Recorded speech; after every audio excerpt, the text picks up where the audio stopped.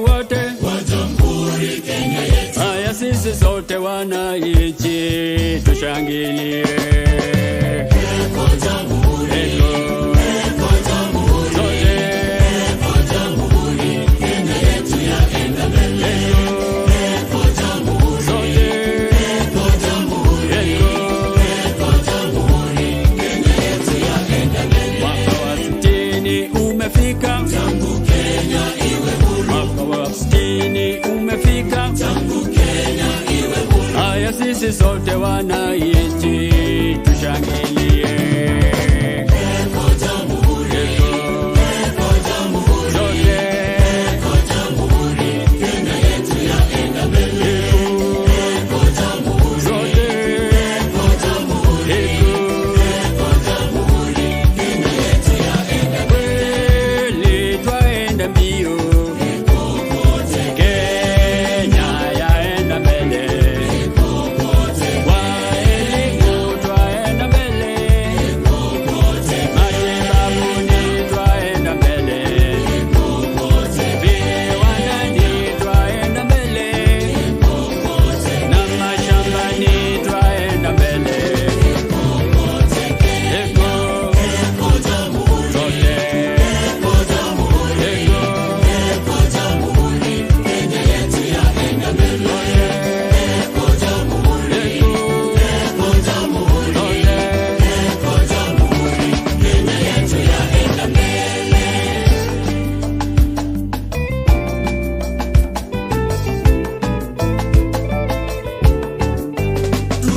Tunajivunia Kenya nchi yetu, kweli yapendeza, kweli yavutia.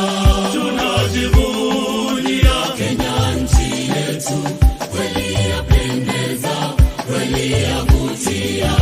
Kenya nchi yangu nitaitoloza, nitailinda maishani mwangu. Kenya nchi yangu nitaitoloza, nitailinda maishani mwangu. Ziwa la Victoria linaunganisha Kenya na Uganda, Kenya na Tanzania. Fika Mombasa, mito wa bahari, ogelea maji, jua tamu kuota.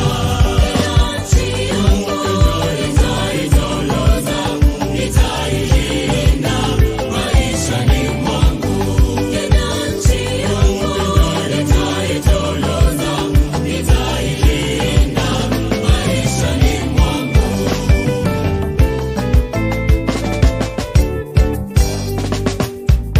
PPMC Production. Tushangilie Kenya, taifa letu tukufu, Kenya tunayoipenda, Kenya nchi tunayoipenda, Kenya nchi tunayoipenda. Twajivunia sana tukijiita wa Kenya, nchi yenye baraka, Kenya nchi yenye baraka, Kenya nchi yenye baraka. Kenya makao yetu ni nchi ya kupendeza, kamwe hatutaiacha, kamwe Kenya hatutaiacha, kamwe Kenya hatutaiacha.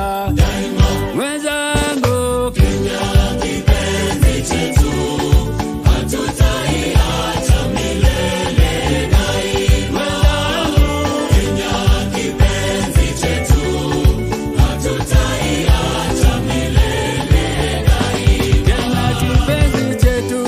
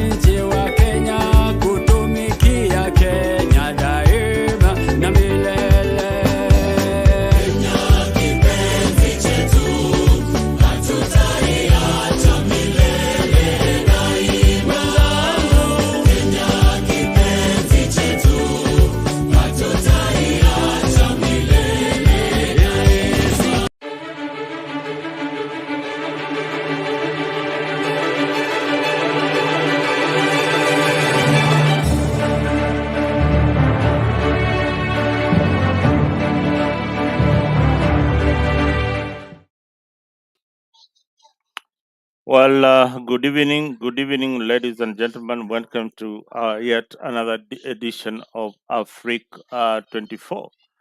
Today, we are going to have a very interesting discussion here on our program. First and foremost, let me say uh, saying good evening and good morning wherever you are. A lot is happening in our country, and that's why we are here. Today, we delve into the current political climate in Kenya following the recent Gen Z's demonstration and the subsequent developments that have unfolded after the dissolution of the cabinet. The demonstration indeed have had a very significant impact into the Kenyan politics. Ruto having dissolved his cabinet, sparking a quest to form a grand coalition government. Additionally, there is now a split in a group uh, in Azimio, thus complicating the political landscape even further. The burning question on everyone's mind is whether Gen Z's protest will come to an halt. Let's explore the developments and their potential implications. With me in the studio is Boniface Kimanzi. Please join and introduce yourself to the audience. Yeah, thank you so much, Mzalendo. Thank you, Freak 24. This is wonderful. Of course, we are here so that we can discuss more about what is happening in our country. Of course, remember in a Freak 24, we always give you all the kind of news that is political, sports, love, and also when it comes to matters concerning lands. In a Freak 24 channel, whether you're following us in East Africa, you're following us in Atlantic Ocean, you're following us in Indian Ocean, parts of South Africa. Good year. Brand Ambassador, I know you have been waiting for us. We are here. So, Africa 24, we are here so that we can keep you entertained, informed, and also get to know what is happening in our country and also in East Africa. And of course, don't forget that Rwanda and that elections whereby Paul Kagame won with 99%. Here, you're going to be told more about politics. Don't forget, this is our weekend. We are country days. I will always start with introducing what is happening. We have 5 days to Paris Olympics that are happening in France, Paramas. So if you follow what is Paris Olympics 2024, Team Kenya has already traveled to Paris Olympics. We have one of the best athletes there, the likes of Mary Moran, the likes of Chebet, the likes of Ferdinand. The Shujaa has already arrived in Miramas. So we have Paris Olympics, we have Premier League, we have La Liga. So all those you're going to be told here in Africa 24. Back to political talk. Thank you, Mzalendo, so that we can pioneer this show. Thank you. Yes, thank you for telling us about the Paris games which are happening in France. I saw the mayor of Paris starting swimming in one of the rivers in the middle of Paris, where they will have the games. That was a good gesture from the mayor. Now, I'm also joined here by Geoffrey Mburu. Geoffrey Mburu is one of our panelists here in Africa. Mburu, please introduce yourself and tell us where you are.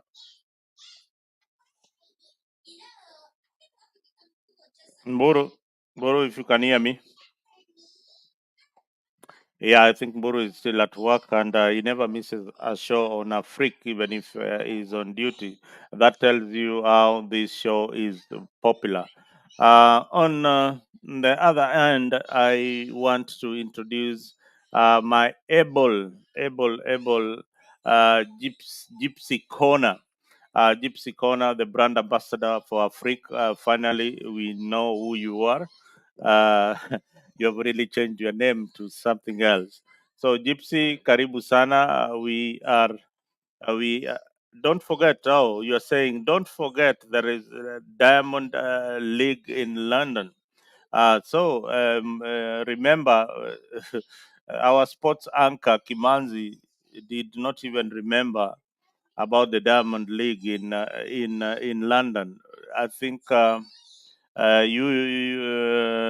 Kimanzi, you need to tell us more about what is happening in London Mzalendo, over the I only next. quoted, Mzalendo, I only quoted about the Paris Olympics because this is what is cooking all of our country, Kenya, and also in the whole world. Because even the players who are playing the Premier League, La Liga, Bundesliga, they have been Mhm. invited to that Paris Olympics.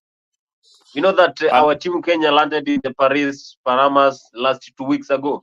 So we are let me focusing ask with the Paris Olympics. let me ask you another question: is Omonyala running in the Diamond League? Absolutely. Omonyala. Oh, he will be there. So we'll be saying, "Go, go, go, We Omonyala, go, we have Omonyala." in Diamond League we have Mary Mora, we have Ferdinand Omanyala, and we have the Judith Chebet. Those are our Oh, top athletes that are participating in those competitions. So we expect yes. 3 goals from Mary Mora. Mhm, We have Chebet mhm. still. Yeah, yeah. So our marathon is the headliner in the Paris Olympics. Oh, that is wonderful. Then that is wonderful. We hope to cheer them on until they win the gold in their various disciplines, and of course, Afrique will be bringing for you the live happening in the Diamond League and of course and the Paris Games. Back to our story of the day: the politics in Kenya. So much has happened. So much is unfolding. A split in Azimio is imminent as Kalonzo and his other co-principal are now not seeing eye to eye. And the reason being, if my guess is right, is the cabinet positions which are supposed to be shared. Kalonzo's team feel that they need not to join William Ruto's government. William Ruto has insisted that he has to form a coalition government following the Gen Z's demonstrations. Remember, our viewers and our panelists here that both in the comment section and here on the platform, Mr. Kimanzi, that the situation in Kenya is now getting more complicated. We have the list that was out that again is causing a lot of controversy. Because one of the demands by the Gen Zs was to not recycle the cabinet. They wanted them all to go and never to come back. What do you make of this kind of situation that is happening in our country? First, I want to say that I'm hurt.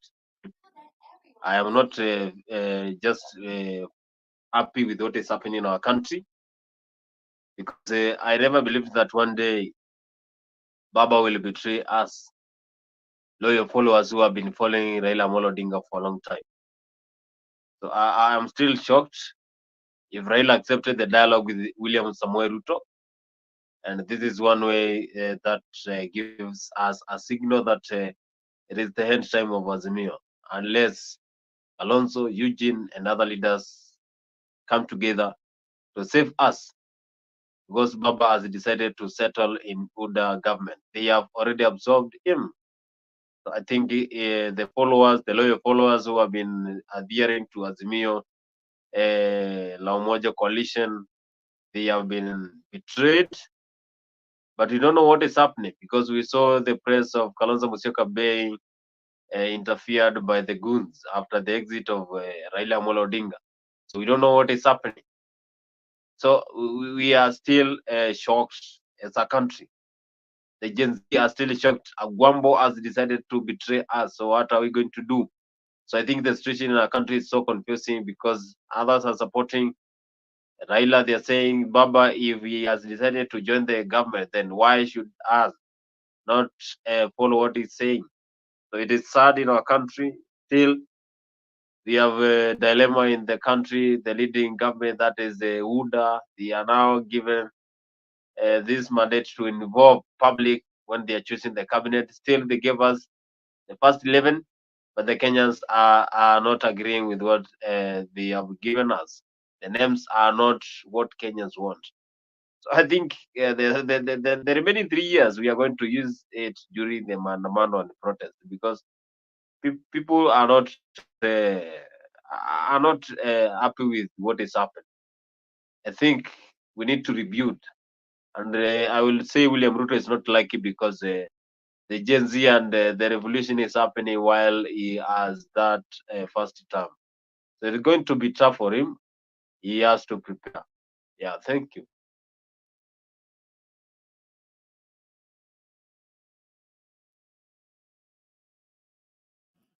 Yeah, my mic was tripping there. Now, you brought a very interesting point that you are one of the people who supported Raila Odinga, and now he has decided to betray you. I don't know how you personally feel that you've been betrayed by Raila Odinga, because this is a personal choice, or is it a personal choice, or it is the ODM? Remember, they had a meeting before before Kalonzo's Azimio's meeting. In the meeting, they resolved to support William Ruto's government. So I don't know whether you are aware of that, that the leadership in ODM decided to support William Ruto's government. And to make it even worse for you, Kimanzi, the chairman, party chairman, Mr. John Badi, has said that the remaining slots that Azimio other coalition members don't want to take be given to ODM. So this situation is getting trickier. My question to you is that your house is divided. UPU in ODM it is divided. There are people who want to join William Ruto's government. Then there's a clique that is feeling betrayed, like yourself. Now, are you are you going to support this move by Raila Odinga? Boni. No, I'm not going to support because I never voted for UDA government. So I'm going to be away from politics because if Raila has joined, then who is going to lead us? The few leaders that we have, they are still just being. When they get the seat, they are going to forget about us. So I'm not going to support Raila. Uh, Perhaps I will just stay away from politics because I think this politics is now becoming a very tough thing in our country. You follow it, you are going to be left behind. People are not even following what is happening. So I'm not Goodia going to is agree with what Goodia Raila has done. Goodia is saying something there that is very very interesting. Gypsy Corner. Raila has to nominate 6 out of the 7 MPs. Then Ruto will add two. Three more to fill the second batch. They are waiting for things to cool down. I like your opinion, Gypsy Corner, but this is politics. This is politics. I don't know whether Gashagwa has occupied the 8 slots that he demanded from the Kikuyu community. Sijui kama amepatiwa hizo nafasi zote akazichukua. Then hizi zingine zikuwe zinajazwa na raia wa kawaida. Now I also don't know whether Gen Z wamepatiwa cabinet position. Mr. Kimanzi, wewe kama mojawapo wa Gen Z mmepatiwa kakitu eh? Hakuna, hatujapewa kitu Mume, bado, still we are waiting for the next bunch. na do you have anybody in mind that you'd want to see in the cabinet of William Ruto? Me myself, I qualify to be a cabinet secretary for the Ministry of Sports. Haya, jipigie debe. Here, Mr. President, we have Boniface Kimanzi who says that he wants to be in your cabinet and is qualified to be the minister for sport. He has got a lot of passion in sport, but he has not had any experience in leadership. So I wonder if that is. One of the credentials that you are going to remove from the requirement of a cabinet secretary, because you have to have some experience. You cannot just come from nowhere. But although these are political appointments, I saw Rashid was appointed in was it Uru's cabinet? Yeah, Rashid Echesa aliandikwa job. He did not have the education, but he was given a job only to be kicked out very fast. So this position is very tricky. But let us get to the main point. I feel, this is my opinion as Mzalendo, that William Ruto had the best opportunity to calm things down and do the right thing. And doing the right thing was simply asking Kenyans to come up with a list of people they think are good for the position, or ask an institution like Price Waterhouse Coopers to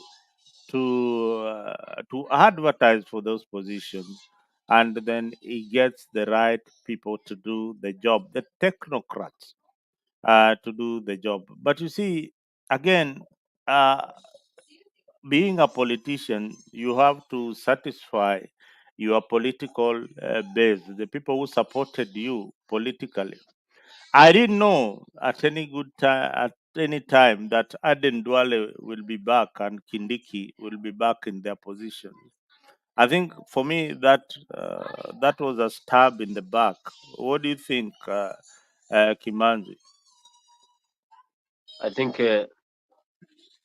the position of Ante Duale and Kidero Kitiki is the one that is going to raise a lot of eyebrows come Tuesday, because Hmm. the Gen Z are saying they went to protest so that Kidiki, who is leading the interior, and also Duale, who are the key people in these protests, who can make sure the Gen Z are safe, are the one they were protesting so that they can go home. But William Ruto decided to bring them back again.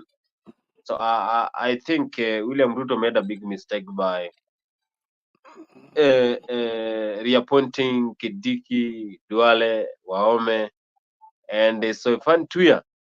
So I think this is one of the big problems that the president is having. He's not taking the time. Why the hurry? I think we have most of reactions from different counties whereby people are rejecting the first bunch of the cabinet secretary. Again, the president did not consult the public when he was choosing. How can you just take Mukomen from transport roads and replace him with Davis Chirchir? What has Davis done that people can give him this transport? Yes, I think it's tough. I think it's tough for William Ruto to decide, because at the end of the day, he needs to give back to those who supported him. But maybe he can give them leading the county councils and also other duties like making sure the state house is clean. We need Competent CS. And making sure that State House is clean. What do you mean? That is an insult to the cabinet secretary. Wakuwe watu wa kufagia nyumba ya William Ruto kwa pale State House bwana I think eh? they should do that. They should do that because if you give someone who doesn't understand what is happening in the Minister of Education, like the Ezekiel Machog, the other one we have now, we need to be serious. I think we need to be serious. We are past that. Can you go back and pick Matiang? Where is Matiang? Give him that seat. Let Matiang deliver. That is the only Uh, CS who I saw performing. The others, na Matiang'i amekwambia anataka kazi. Matiang'i, I thought he got a job at the UN. Hmm? Matiang is not nowhere to be seen. The social media is inactive. He has been inactive since Ruto took over the government. I don't know where Matiang is. Yeah. John Mbadi is coming without. Yeah, John Mbadi is really lobbying for positions in the cabinet. I think he's going to be one of the people recommended to join Ruto's government. But it's unfortunate. I will not be surprised if Babu Owino joins the cabinet. Unaonaje Babu akiingia kwa serikali bwana Kimanzi? Huyo hawezi ingia kwa serikali huyo. Kwa nini? Huyo Kwa nini? amekataa. He has already rejected the dialogue already. He has said he has been so loyal to Raila Amolo Odinga, but he will not agree with the kind of decision that he's taking to join Uda's government. Babu Owino has Yeah, this already rejected that offer. yeah, Babu, we saw that coming up. In Babu needed to make that political move and say and differ with the Azimio leaders so that he can get the clout and be seen as a strong leader. Hii mambo ya kusema baba akisema left ni left ni right, leo mmekataa nyinyi watu wa baba mmekataa kuenda na yeye Mr. Kimanzi. I mean, you have been used to that kind of theatrics where Baba says left ni left. Today mumekataa. So what do you think? What will happen? What will happen in the coalition? Kalonzo has refused to board. Hmm? Kalonzo has It is tough. refused to. Hmm? I think it's tough. We are rejecting everything that is concerning Hmm? the Uda government. How can we just join Uda government? What? Hmm? Why? When? When did this happen? This is a big betrayal, Bwana. You cannot join. Boni says that they cannot join the UDA government, and it is a betrayal to the people who voted for Azimio that they were not prepared psychologically to join William Ruto. But the reason why Raila decided to join William Ruto, as explained by so many of his supporters, is that when Kibaki was in a crisis, Raila joined his government. When when Moi was in a crisis, Raila joined his government. And when Uhuru was in a crisis, he also joined his government. So what is so different with William's government? And now Kenya is not united, very much split into two. And remember, these two leaders, they were separated by only 200,000 votes. So Baba commands uh, a huge base that if it is split again because of ideological differences, then whatever William Ruto was suggesting will not materialize. But where is Kalonzo in all this after kusalimiwa na men in black? Where is he in this mix up?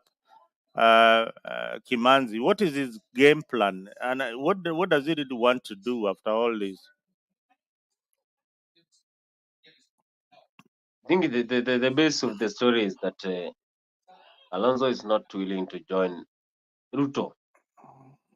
So Raila joining Ruto gives Kalonzo that time to just be strong and form the government, be as the opposition leader with Martha Karua, Eugene Wamalwa, and the likes of Sifuna.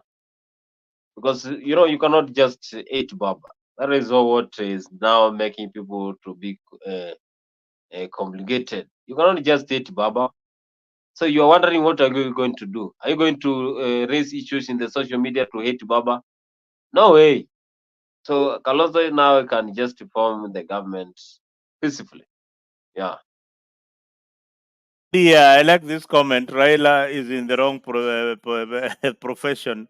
He should have been a peacemaker in the United Nations, like Kofi Annan and things. I agree with you. Raila is such a peaceful, loving Kenyan who should be serving the world out there in the United Nations.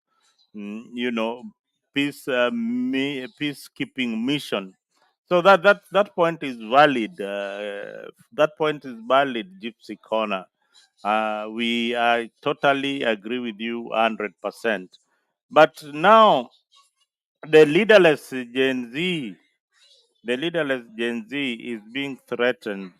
The issues of demonstrations has been banned in the CBD as usual by the new police chief. Uh, and what will that cause the movement? Will they like change their strategy? Because what I'm seeing is that we might see members of Azimio or the ODM group joining to counter the protest in the planned demonstrations next week. So Boni, kuna demonstrations zinakuja ama kuna demonstration?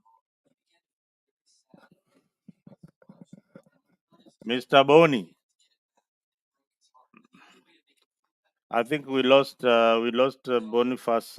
Why are your video I hanging all think the I time? think I think I am not lost. I think on Tuesday people are going back to the streets. I've been hearing what they're saying.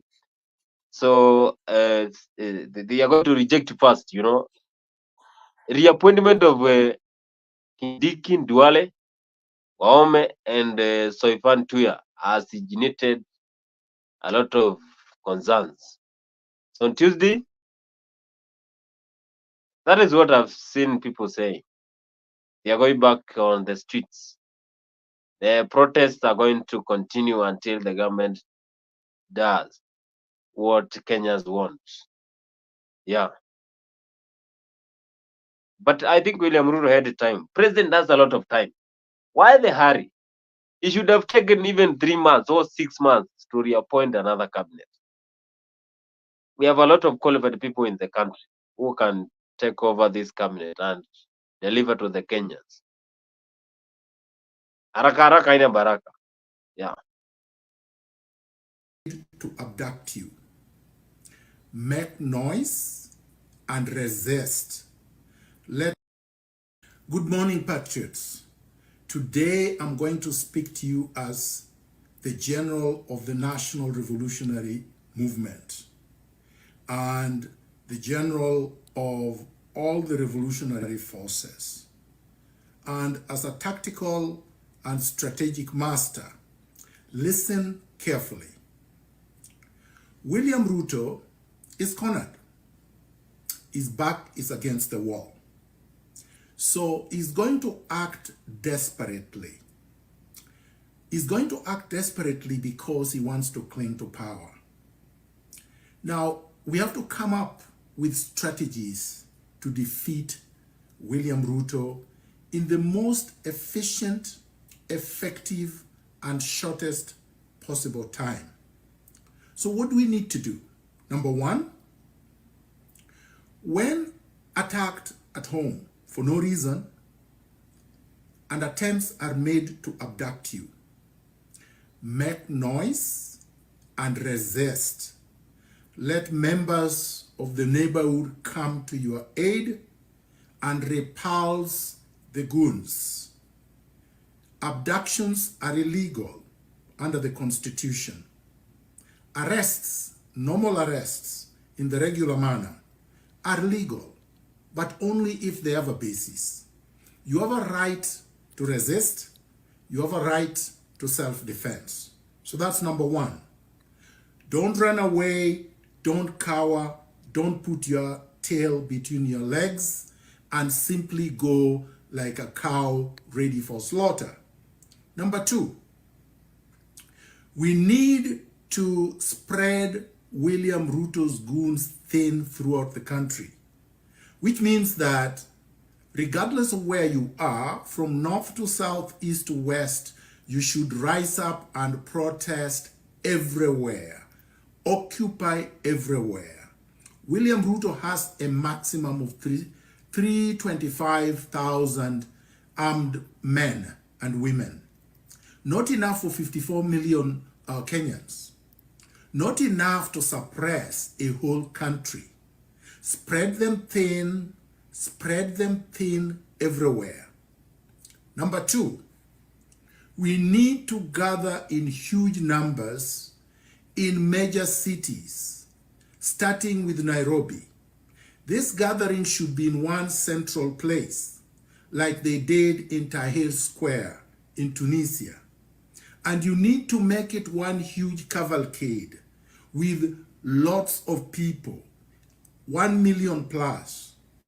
When you do that, and you do that consistently, and you do not disperse, and you stay there day after day, within 6 days, William Ruto will be no more.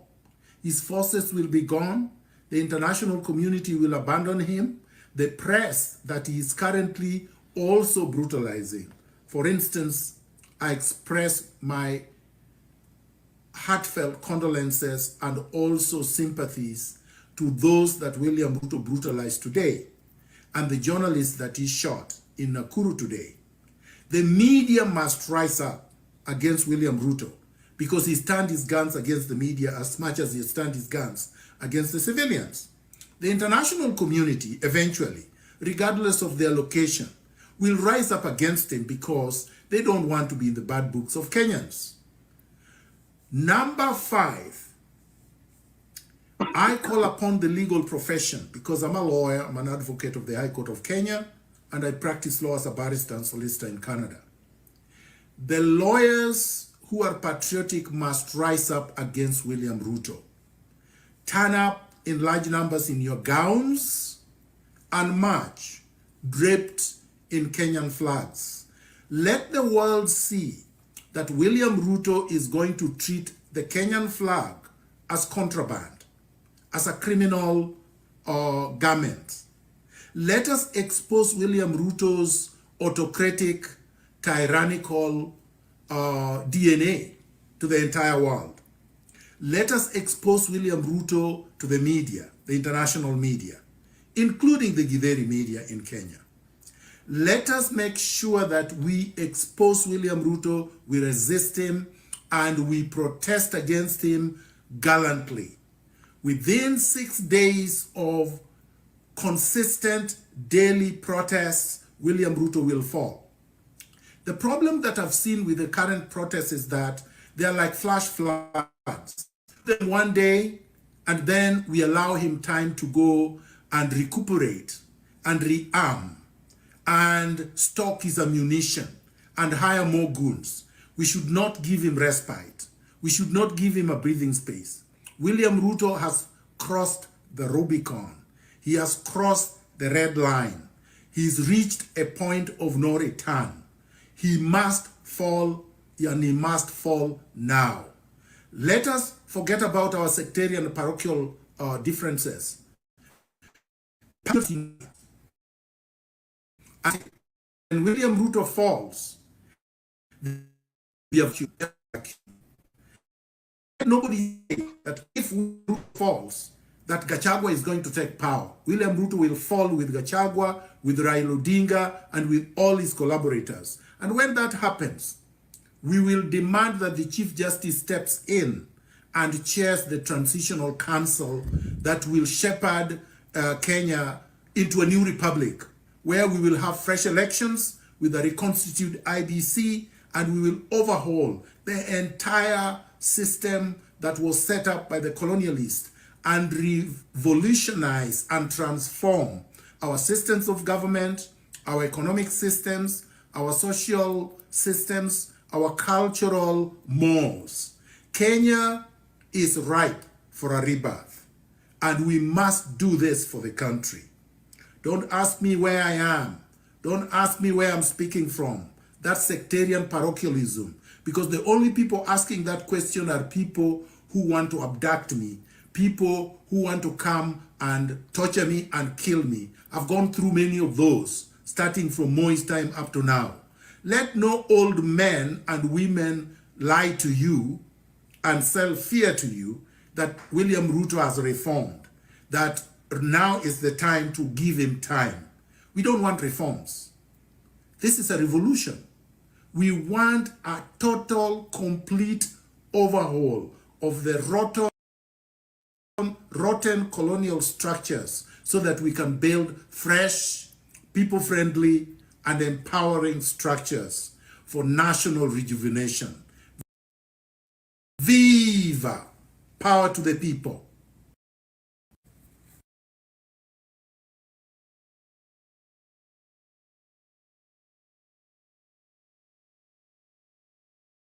Viva Miguna. Miguna has got his signature clarion call of Viva to Miguna. Miguna Miguna's statement there is a bit worrying because one on the other end is saying that the Gen Zs should continue protesting and protesting until Ruto is out of power. I really don't think that that is very much necessary.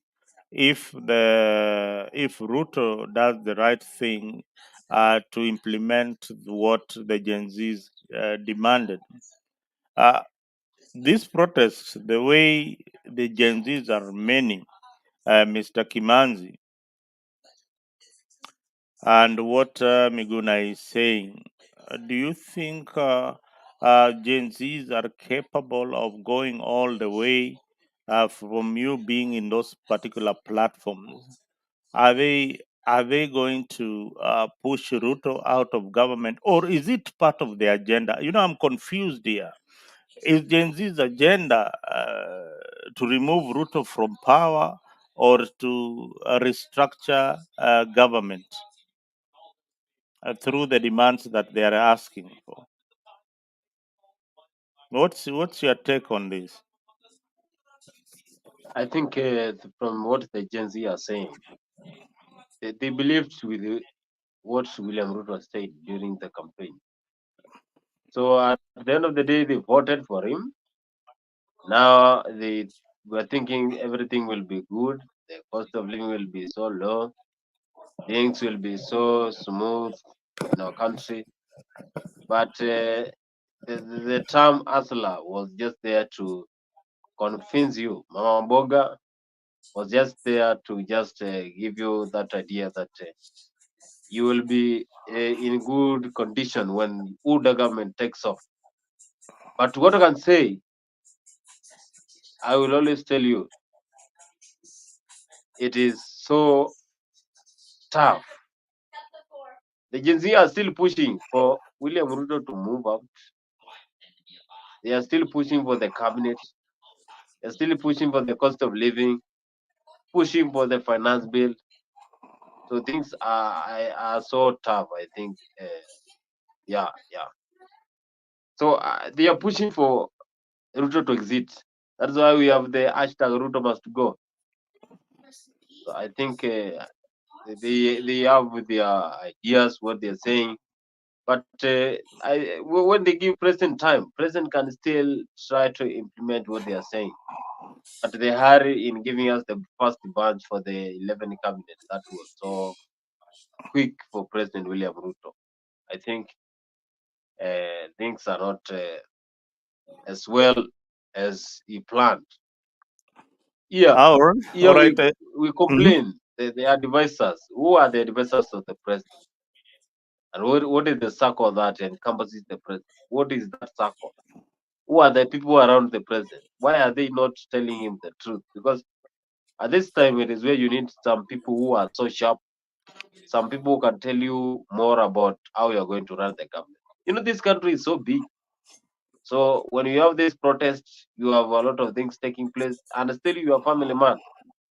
So you cannot be just having stress of the country all the time. I think the advisors and also people who are around the president are the one who are messing with him. They are not telling him the truth. They are not helping him with the kind of work that they should. We start with the government spokesman. That is where he made a mistake.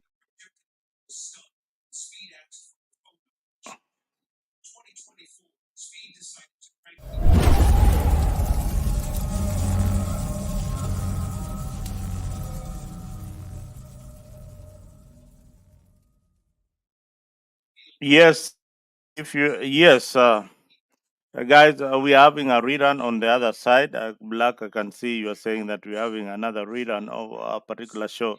I think that show was back by public demand. It is the one that is going on there on the other side. But if you want to join the live conversation, we are here on the live conversation. Black, can you step up and join the panelists? There is a lot to discuss about our country, and this is the best place to be at this particular time.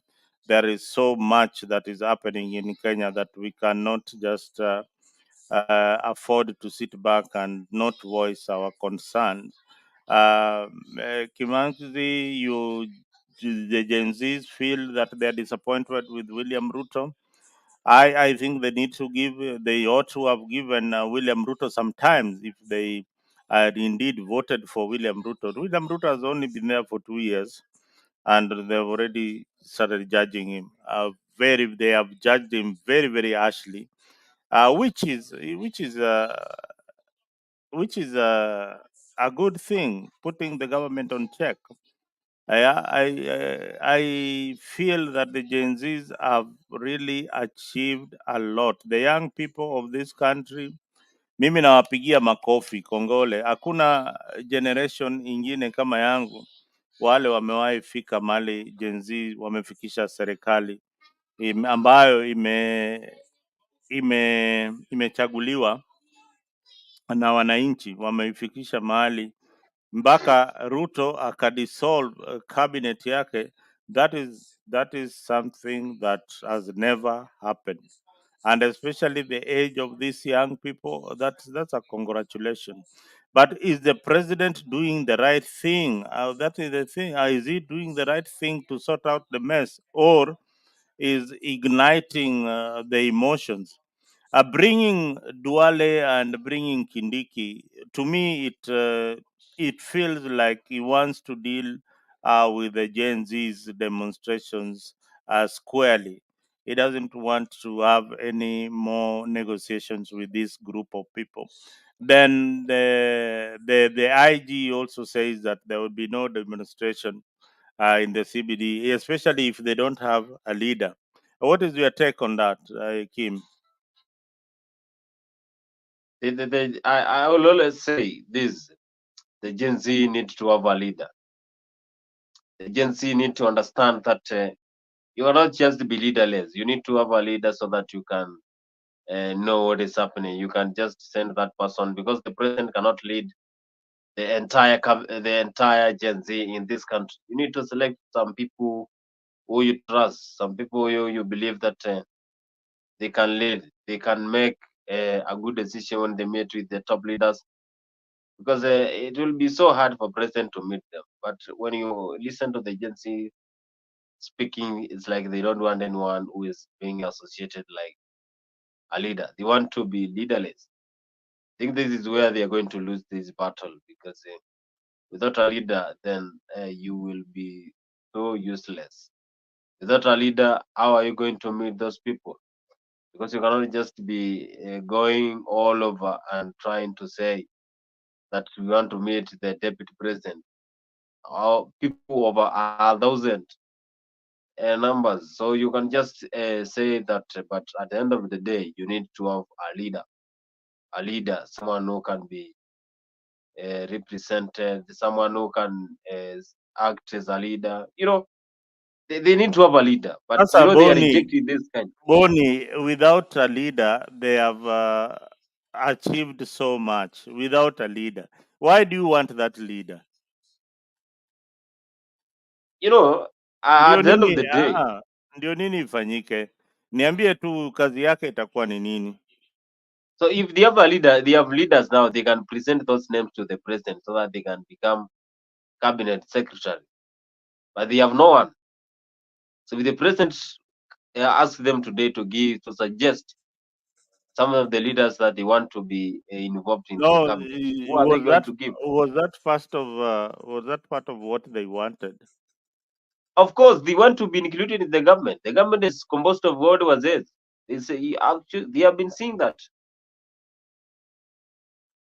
So part of their quest, in fact, part of their request now is that they want to be part of the cabinet. Absolutely. They want to be involved in the cabinet. They want Gen Zs to be represented. Why is Ruto involving the old wazets? Mm-hmm. Na na unaona ni kama William Ruto atakubali na hayo matakwa yao. Hmm? No, but the president. Mm-hmm. The president is someone who can listen to what people are saying. So I think if they suggest someone, absolutely Ruto is going to make sure that he has given a chance.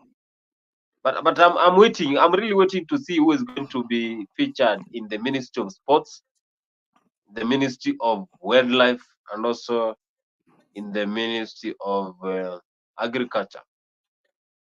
Those are the three areas that need a Gen Z.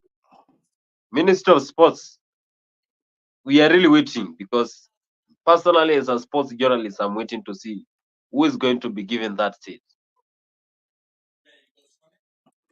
Asante sana, thank you very much. We ngojea hiyo kiti ya sports, huenda ukapata hiyo kiti eh, huenda ukapata hiyo kiti. I am joined here by Black. Karibu sana kwenye Afrique. Today we are having this wonderful discussion about our country, and as usual, you are a patriot and a committed member to this cause of having good governance, and a UDS supporter. Please come and give us the insight and tell us what you feel with the recent developments. We are discussing, of course, the split in Azimio and the split further going to ODM. We have seen Babu Owino saying his own things. We have seen James Orengo, governor of Siaya, and that is Raila Odinga's advisors. Are they sending mixed signals? Karibu sana Black.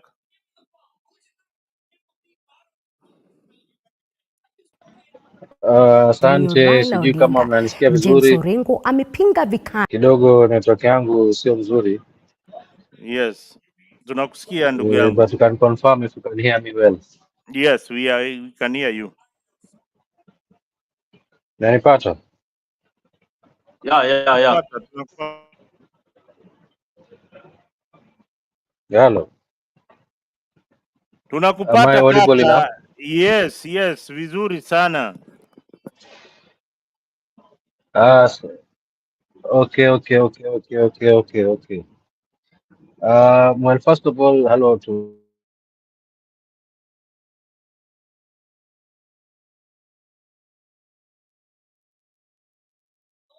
Yes, Black. Are you low? Did we lose you again? Black.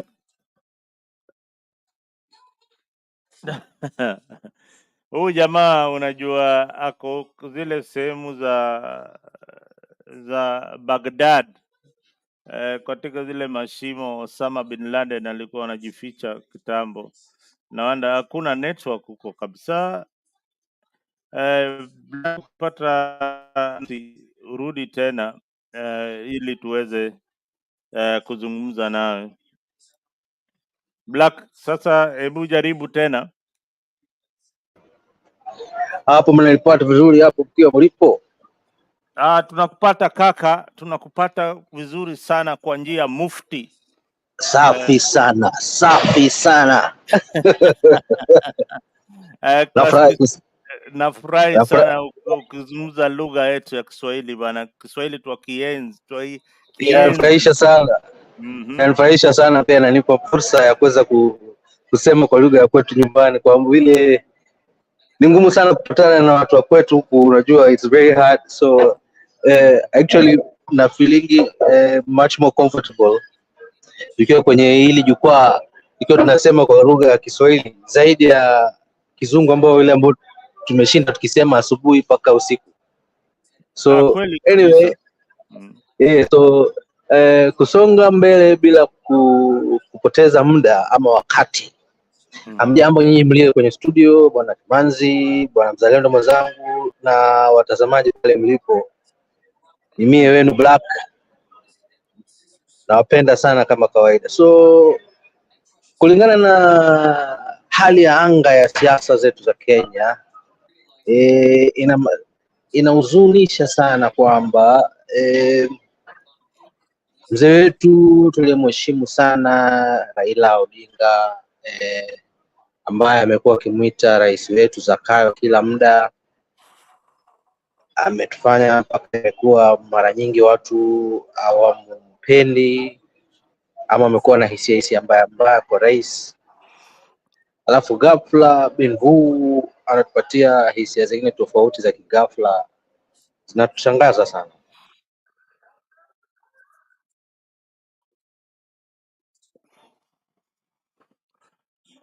Haya, so inatushangaza sana.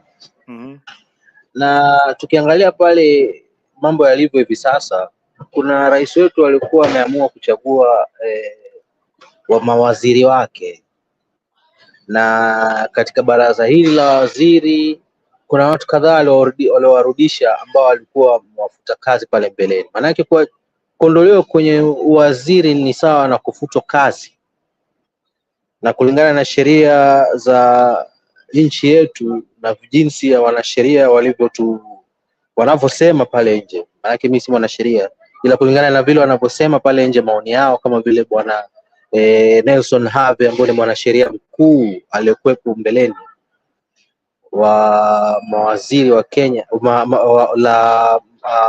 mawakili wa Kenya, aliashiria kusema kwamba hiyo move ambao rais wetu aliofanya kwenda kuandika tena kazi wale mawaziri waliofuta kazi, kwanza ni kuvunja sheria. Unaona Sasa inanishangaza kwamba je, pale rais anapokwenda kufanya mambo kama yale, kuandika mtu kazi ama kufuta mtu kazi, huwa anapata mawaidha ya kisheria kutoka kwa mtu yoyote? Na iwapo kama anapata mawaidha kutoka kwa mtu yoyote ule anayeelewa mambo ya kisheria, je, alimueleza kuwa itakuwa ni makosa na kuvunja sheria kwa kuwaandika tena wale mawaziri waliokuwa wamewafuta kazi mbeleni? Au hana mtu anayempatia mawaidha ama maoni kuhusu masuala yote anayoyafanya kulingana na jinsi sheria inavyoenda? Haya ni masuala ambayo ni mazito sana ambayo tunastahili kujiuliza ama kumuuliza, kwa maana kama kweli atakuwa ana advisors alafu wawe wamekosa kumuonesha hili jambo kwamba kweli, unajua, ukimwandika kwa mfano bwana Kindiki, bwana Wahome, itakuwa umevunja sheria, na iwapo kama walimwambia na akakosa kufuata yale mawaidha ya wale advisors wake, je, does it mean kuwa kwamba yeye hazingatii masuala ya kisheria, yani anavunja na kukiuka sheria? Ni mambo ambayo pia tunastahili tujiulize. Pili, tumeona kwamba hivi karibuni kuna makundi ya ODM ambayo hayajafurahishwa na mkuu wao, kinara wao Raila kwa kuamua kufanya kazi na serikali.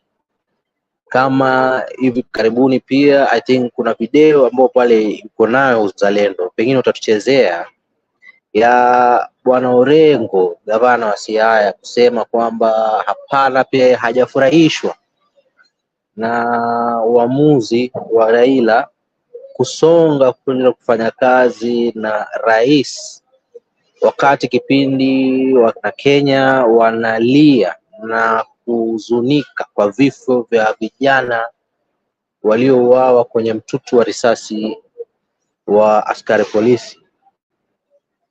Na kwa wakati huu ambao watu bado wanaomboleza, ndipo wengine wanaendelea kutafuta vyeo serikalini. So inakuwa ni kama vile betray.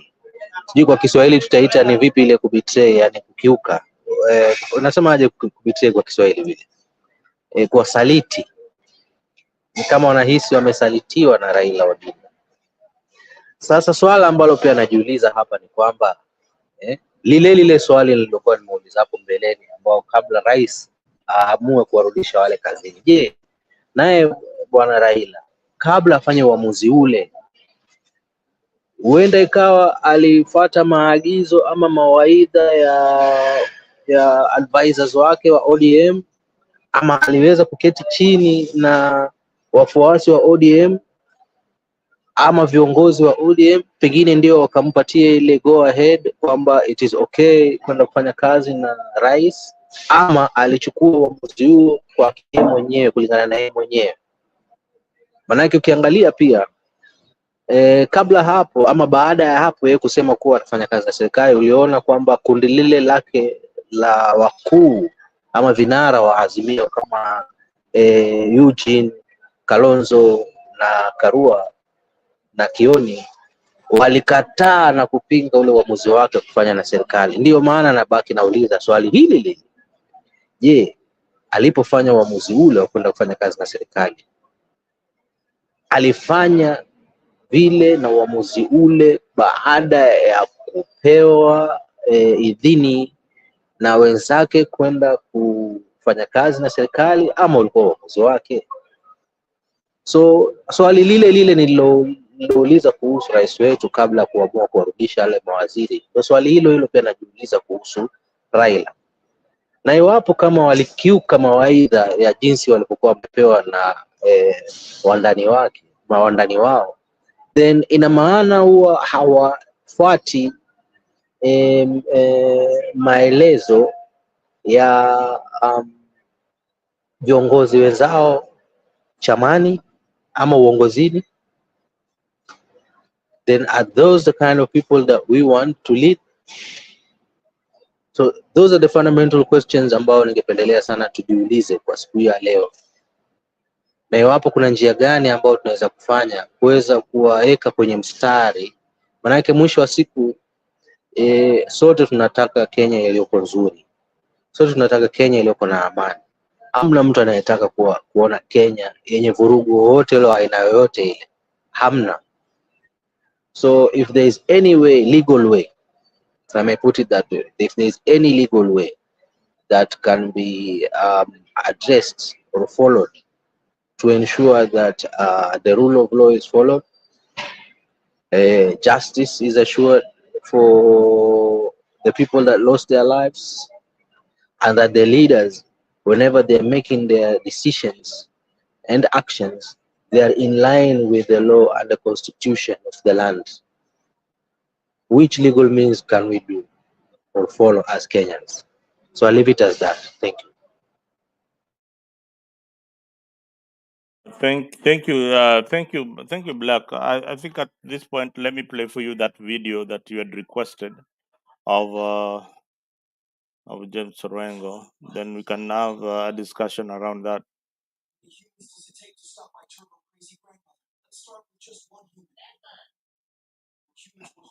Serikali ya muungano kati ya Rais William Ruto na kinara wa upinzani Raila Odinga akisema kuwa haitatimiza matakwa ya Wakenya. Orengo aliyezungumza katika mazishi ya Kevin Onyango aliyouawa kwenye maandamano ya Gen Z alisema lazima haki itendeke kabla ya mazungumzo na Rais William Ruto. Mwanahabari wetu wa masuala ya siasa Apollo Kamau ana uketo wa taarifa hii.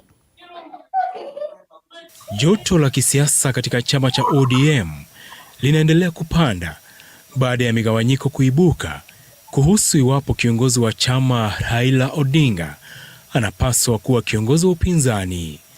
Mshirika wa Odinga na gavana wa Siaya James Orengo akienda kinyume na Odinga kuhusu serikali ya muungano ambayo imegawanya muungano wa Azimio. Viongozi wanaosukuma chama cha ODM kujiunga na serikali kando na Odinga ni mbunge wa Suna Mashariki Junet Mohamed na aliyekuwa gavana wa Mombasa Ali Hassan Joho. Orengo akisisitiza kuwa lazima haki ya waliouawa kwenye maandamano itendeke kwanza. We cannot kill our people, and the time when we are mourning them, we are looking for officers. That cannot happen. We must first deal with injustice before we can deal with questions that arise out of that injustice. Na huku kiongozi wa chama cha DAP Kenya Eugene Wamalwa akikataa wadhifa aliyopewa uwaziri, mbunge wa Mumias Mashariki Peter Salasia vilevile amepinga wito wa serikali ya muungano. Hii mambo ya madialogues zote ni useless. Ndio tunataka, wananchi wanasema wanataka action, na ile ambayo wanataka kama rais asipofanya hivyo abebe virako aende nyumbani. Hakuna mambo ya kupembeleza wanasema punda kwa mteremko. Vyama vya Wiper na Jubilee vilevile vimekataa nyadhifa zilizotolewa kwao na kupinga serikali ya muungano. You say that you need to consort. Let him consort the angels and the devils you want to consort. Or for us, we are not body. Haya yanajiri huku habari zikijitokeza na kudokeza kuwa Rais William Ruto alichelewesha kutaja baraza zima la mawaziri kutokana na misukosuko katika muungano wa Azimio. Apollo Kamau, TV47. Well, that was TV47. Thank you for... that was the news courtesy of TV47. We don't have the rights to play, but thank you, Black, for that information on James Orengo. Now, my take on this particular subject is one.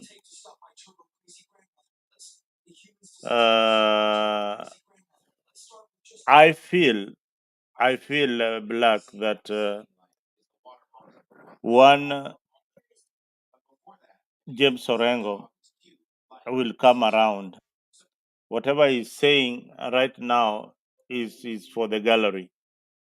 I have played that video and seen James Orengo saying that he doesn't agree with Raila Odinga. That's a populist statement, depending on where he was at that particular time. He was attending a funeral of one of the victims, one of the Gen Z victims in his county. So a lot of these voices being raised, let us be very, very careful. They could be sending mixed signals. Some are just populist statements. Remember, ODM had a meeting. I had a meeting of its top organs, and Orengo is one of them. And they agreed to join William Ruto's government. So for James Orengo, who is very, very close to Raila Odinga and an advisor to Raila Odinga, to say that he doesn't agree with him joining government, I think he's speaking with the two sides of his mouth. Tomorrow you will see him saying something different. Let me welcome Themba to the studio. Themba, welcome to Freak once again. We value your participation today, having taken some time off to just come and share your thought on this. Today we are discussing about the impact of Gen Z's demonstration plus the split in Azimio group and what is next. What is the next stop for this protest? And now that we have Raila Odinga in government and the other group of Azimio are saying no. Karibu sana, Mr. Temple. Thank you, Zalendo, Mm. Black, and the other gentleman. I can't see the name. There is Nice, Kimanzi. Kimanzi, right? Okay. Nice to see all of you in this discourse. Indeed, I'm honored to be hosted here. Always, as I do, to share my considered view in certain aspects. So, thank you so much, Mzalendo, for this opportunity. Karibu sana Pemba. Black, earlier on we played your video on Orengo. For you, you think that there is a disagreement uh, between Orengo and what Raila is doing. I totally don't agree with that kind of position. Are you there, Black, or bado uko kwa banka? I'm here. Yes. Why would you disagree with that? I mean, You know why I would disagree with that, because one, Orengo was attending a funeral for one of the victims of the protest, and is a Gen Z. So the people who are attending that funeral are definitely Gen Zs. So whatever is saying there at that particular time is a populist statement. That's my take. That's my opinion. Just tell me if I'm wrong, but that's how I see these politicians behaving. I never knew that Raila would join William Ruto. Neither did you know that, until it happens. Yeah. I think, Mzalendo, Mm, as yes, he may have been in a funeral of one of the victims mm, of police brutality. He would have stayed away from Raila's sentiments. He would have stuck from the justice to be given to all the victims that may have fallen to the bullets of the police in the demonstrations, and would have just stuck to that, and maybe stuck to how uh, inhuman the police have been. But invoking Raila's name, especially in that yard of in that yard, that's a Raila's stronghold, isn't it? He would never have done that if at all he wasn't genuine about his sentiments, right? And I believe it's not the first time that he said that. He was against that just 2 days ago, right? The funeral was today. So I totally disagree with your view. I think, yes, he is sincere in his statements that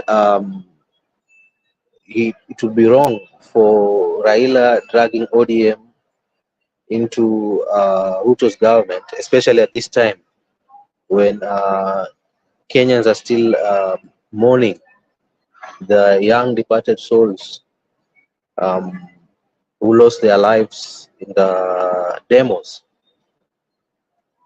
So I think on that one, Zalendo, I want to disagree with you.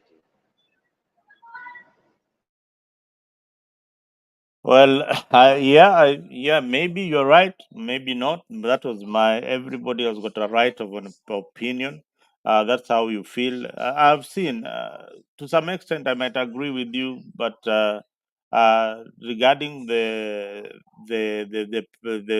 place where he said that statement, I'm yet to see him make a similar statement in front of Baba in a presser and say, I don't agree with all of you because But of they the. did.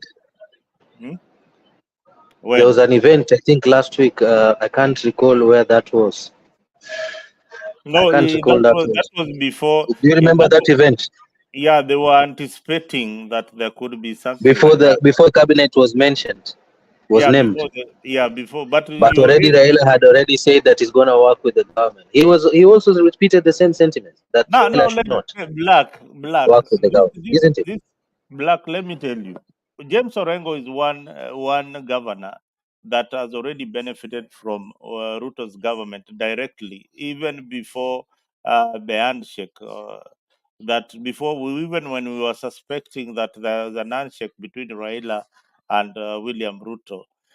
Remember William Ruto visiting Siaya and William Ruto confessing that James Orengo was his personal lawyer during many of those struggles. He was given I don't know how many tractors of in by the government. So and that time there was a lot of heat that no governor should work with William Ruto, but Orengo was out there working with the president. So yeah, that is what I feel. Let me bring in Pemba I at don't know this. if we can, Yeah. I can be allowed to just say just one word before. Yes.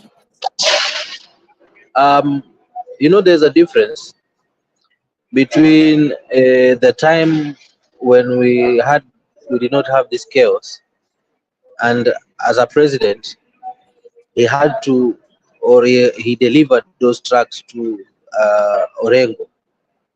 By Orengo does not mean to Orengo to use them in his own personal farm. It was for the county, you know. It was for the county. So national government itself usually has an extent of responsibilities in county, right? So it was just as from a capacity of a president extending extending some part of their obligations towards the county when they offered the trucks. And that's it. Today So it we does not mean that when you do something wrong, because you once by obligation provided those trucks, that it automatically covers all the wrongs that you've done. No. Now that he's done these wrongs, Orengo is just standing up for that and saying no, no, no, no. Zile trucks hazikupewa Orengo enda alime kwa shambani. Ile ilikuwa ni rais amepeana zitumike kwa county. Full stop. so We so can't so attach those two things. so black.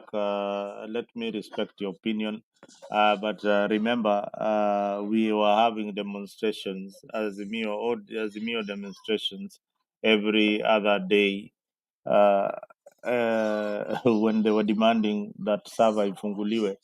So that was part of, after that is when the president started making those moves. Themba, karibu sana Afrika. Say a word or two. Thank you, Mzalendo. um, in my view, right now, uh, whatever Orengo says, whether they agree with Baba or not, uh, in my view, would be more of like they say, you miss the antelope while you are chasing the squirrel. Mm-hmm. Uh, we are being treated to circus because the things we are supposed to be talking about right now, in my view, is the inability to govern with the current regime. The current regime that we have is Kenya Kwanza regime, and this Kenya Kwanza regime, the inability to govern has led us to where we are right now. We can be chasing a lot of herrings when we start discussing divisions in Azimio or divisions in ODM, whether they agree or not. in my view, that is a diversion. What we need to be interrogating is the performance or lack of it of the current regime and what is happening right now in view of what has gone on. For some reason right now, we are being diverted to discuss whether Azimio will hold together or not. that for me, I feel is not important right now. Kalonzo is treating us to media coverage every day, trying to fight for his political future. Is that what we read right now? No.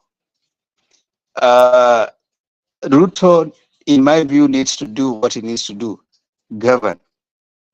They need to give direction to the country. They need to tell us what is going on instead of us engaging a lot of diversions, like if Baba is joining Ruto or not. Right now, we have a government. That government is the Kenya Kwanza government administration. The people have come up and raised their issue. They have said that they do not agree with the way they are being governed by the current administration. The constitution gives us this particular government 5 years. The mandate in which within intervening period, we can demand for them to give us the services. After the 5 years, when it's over, we give them a scorecard. We don't like what they have done, we push them off. But currently, we are being treated into other political aspects of it, like for example, coalition building or building a coalition that is going to deliver to Kenyans. Under which manifesto? Are they going to use the Kenya Kwanza manifesto? Are they going to use the Azimio manifesto? And come 2027, who will be accounting to Kenyans? Is it Kenya Kwanza? Is it Azimio? Is it this broad-based? I had Kalonzo and his team saying they want to create, after the convention, a transitional government. What transition? What are we transitioning from and to where? I mean, the deal is simple. We have a government in place. President Ruto, as at now, whether we agree with it or not, he's the president. His government, Kenya Kwanza, is not lost of talent. You don't have to bring people from Azimio or people from ODM to come and join in to make it broad-based. You can still have a broad-based government with the people who support Kenya Kwanza and still have people that are from you want to tell me Kenya Kwanza is only supported by Kalenjins and Kikuyus? There are Luos in Kenya Kwanza. There are Masais. There are Coastarians, who still support Kenya Kwanza. They do not have to be the same people that are being brought back. So, in my view, it's good to. I mean, it is within the political right of everyone to discuss what is going on. But in my view, it is a diversion. Now, listen, we have lost, I think, a month, trying to tell Ruto that the things that are going on are not right. Instead of sitting down with his cabinet, reshuffling his cabinet, getting the right people to help him deliver on the Kenya Kwanza manifesto, what is happening? They are going back to tell us we're going to have a broad-based government. Broad-based does not necessarily mean having to bring people from outside. I do not agree with that idea of even coming to bring broad-based, because the thing it's going to create is confusion, and the buck stops with the president. So whether you bring who or who, if the manifesto is still Kenya Kwanza manifesto, the president is still William Samoei Ruto, whoever comes to that cabinet will have to toe the line.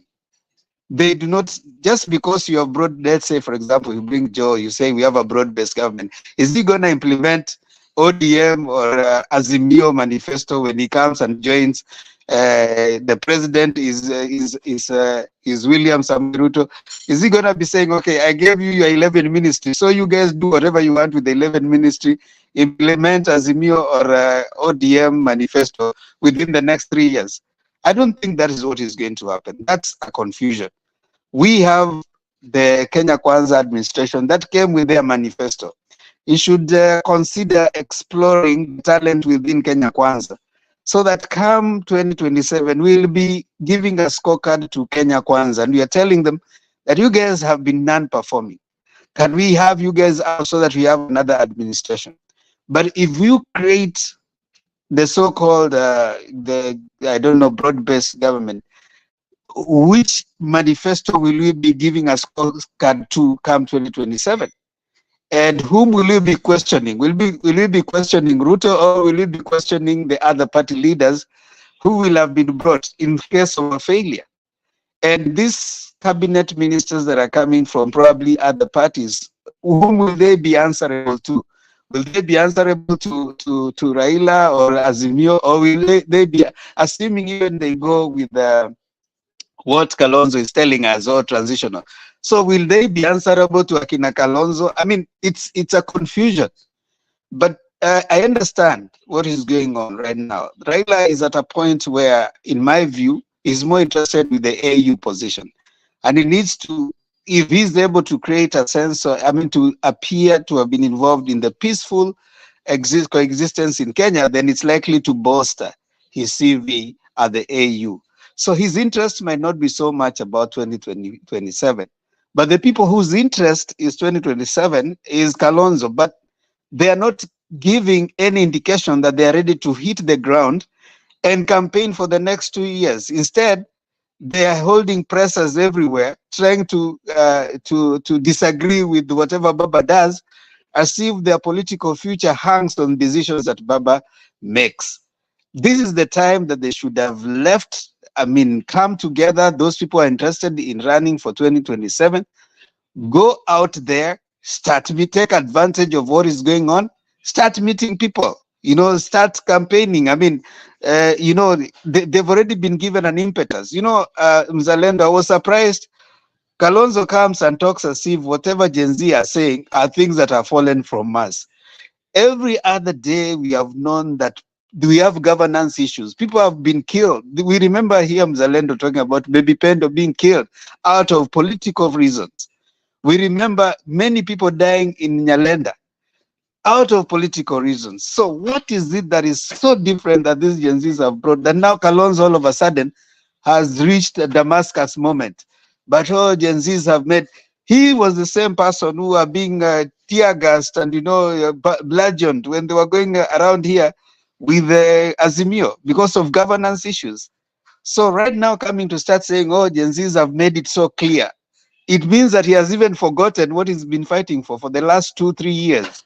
So he needs to wake up, smell the coffee, know that Baba is not gonna be running on top of Baba's head every time.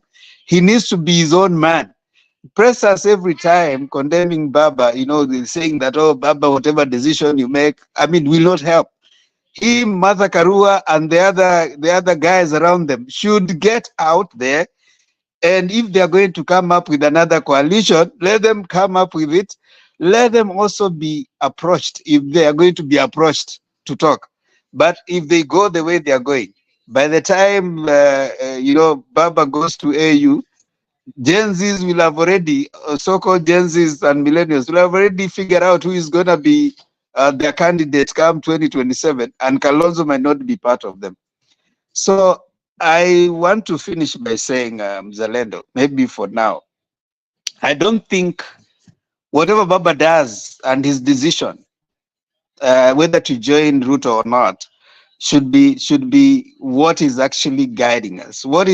Should be part of what you talk about is Ruto governing well or not? We want, after come 2027, we are able to hold a particular government, Ruto's government, and we are able to come out clear and say they did not perform, we take them out. The pressure that is on should continuously come to Ruto's government. Now, when you have a, broad-based government, whom are you going to hold?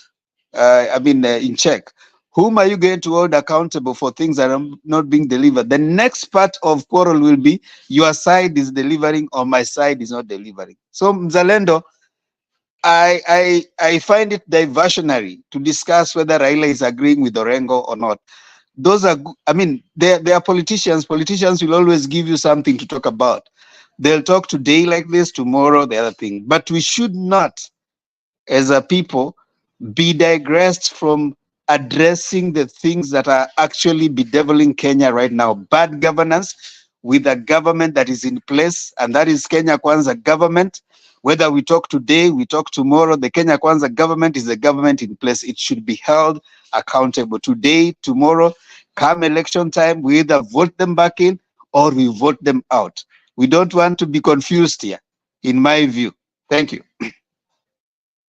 Thank you, Themba. You know, you always bring some very interesting perspectives that nobody else sees. Until now, I just realized that, uh, this grand coalition government, if you are getting people from Azimio, who will they be answerable to? Yeah, who will maybe and who is choosing them? It is one Raila Odinga who is choosing them. Then you also brought a point where Raila is looking at his exit plan, and maybe just to add on that is that I feel that Raila is handing over his people to William Ruto indirectly. Is handing over his base to William Ruto as their next potential leader in Azimio. Hey, Boniface Kimanzi, you've been quiet for some time. Can you say something on this? I can see it is the end time of the position of this country.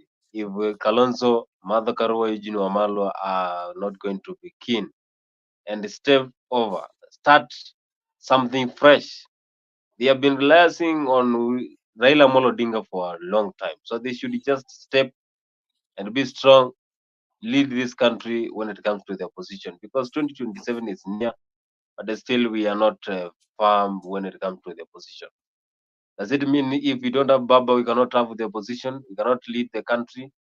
These are the kind of things that they should ask themselves. Why are they not being strong and standing on their own to be the leader of this country when it comes to the opposition? So they should just be like them. Yeah, I think they should just keep up this mentality of following Baba all the time. Wherever Baba is there, they are following Baba. They should just be on them. Baba is now focusing with the AU. He's not focusing with the local politics.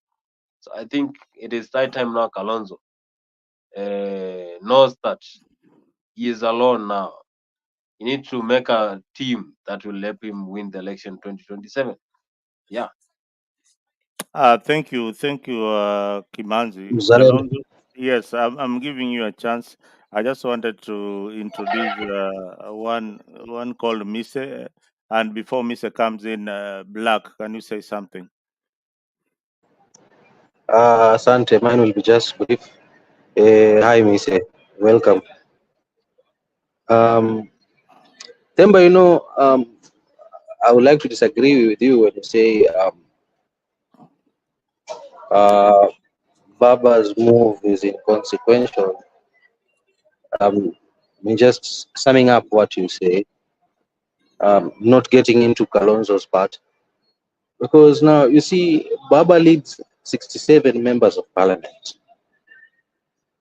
We all know the issues we have and the role that opposition does in parliament, right? You can imagine Baba having made that move. Now, what do you think will happen to issues to do with accountability, questioning accountability in parliament among the ODM members who are the majority when it comes to the opposition? They will all sway towards the government, right? So then a lot of wrongs and social ills, especially when it comes to embezzlement of funds, corruption, other issues, would go scot-free, you know. So Baba's move to work with the government is detrimental to the quest that the Generation Z are advocating for. So it's a wrong move, really, which I'm also against, because it will be almost the end of um, of leaders being held accountable when it comes to the parliament, in my view.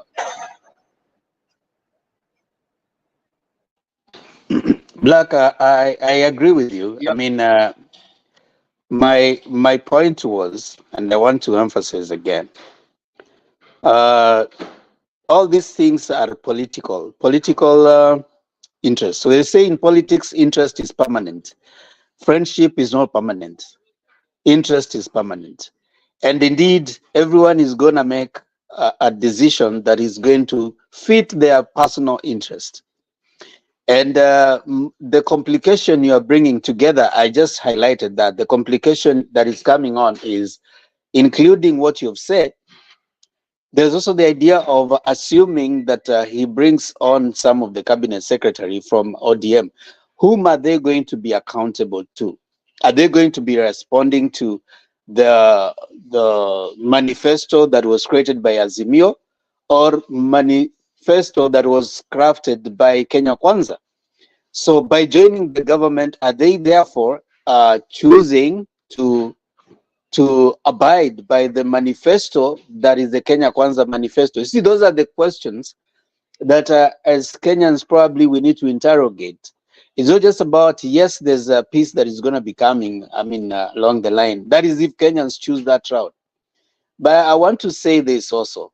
The Gen Zs probably would have thought about the political side of their demonstration, because probably they have, yes, they have the what, but the why, the how, some of those things have, are disappearing. So I would probably urge them to continue with their pressure. Probably that would change the scenario as the political terrain moving forward. Probably it will give us the end of the influence of political parties, which is deeply ingrained in the Kenyan psyche. But for now, the political interest of the political party leaders might be ahead based on the financial and the mobilization capability that they will be having. So I agree with you. It will affect the effective delivery if indeed the checks and balances of the different parliament and executive is to remain as traditionally they were. But again, my point is Raila will always make decisions that also respond to his political interests, not just whatever. Politics, like I said, is so much about interest of the individual politicians. We may castigate them, we may say this, but everybody standing up there, even Kalonzo, coming out there, their interest is not necessarily that Baba is going to betray Gen Zs and Kenyans. Their interest is this. If Baba happens to join Ruto, their future political journey is complicated, because neither Kalonzo nor Martha Karua nor the people standing with them have the mobilization skill and the support that Baba enjoys. So their idea of complicating Baba joining Ruto is so much more of a selfish agenda. It's not so much of Kenyan or Gen Zs, because if Baba stays with them, then they are sure that by the time they get to 2027, they'll be having a head start by having Baba people supporting them, you see? But as soon as Baba joins Ruto, that means what? It means that the support base that Baba enjoys is likely to go towards whatever side Ruto will be going come 2027. And they will miss out on whatever support base they were enjoying out of that. So it is not that they are so interested in Kenyans or they are so interested in what Gen Zs are saying. They are more interested in their selfish political agenda. They do not have a future without Baba being on their side. That is what they are not telling Kenyans. They're not telling Kenyans that Baba, please don't go. If you go, we are done. There's no way we are going we'll go nowhere. So they want to try as much as possible to use what they think is publicly acceptable. That you see Baba is betraying the Gen Z agenda, the Kenyan, the legacy he has left. What problem will they have if Baba is betraying that? They should go ahead and fill into that slot, but they don't want that because they know what it means. So they are more interested in their political future. Those who are disagreeing, Baba is right now the most valued, is like the most valued player. Whichever side he goes, those people are going to gain. If he goes to Ruto, Ruto is going to gain a little bit of stability based on his association with Raila. Kalonzo and Martha are going to gain with the association of Raila. They are going to remain with the traditional support base. So it is a selfish agenda. That's why if I were Baba, I would still make a selfish decision that, hey, wait, this is what is going to work for me. I want to go to AU. The people that are going to support me to go to AU is the president of Kenya. The president of Kenya is William Samoei Ruto. My future in politics will depend on me going to AU. So if he's going to support me, let me support him. And by the way, if there's peace, people will see, even other countries will see that I'm able to support the side that brings peace. So whichever way it goes, he'll get that support. Come 2027, Kalonzo will not say that, okay, Baba, we prevented you from going to AU, now you can run again. They will not accept. So it is a selfish interest, Mr. Black, and I agree with you. Yes, there'll be those political complications, but here it is. Politics is a selfish thing. Interests are permanent, but friendship is not permanent. You don't get into friends with a politician forever. As soon as you don't meet their interest, they dump you, they move on.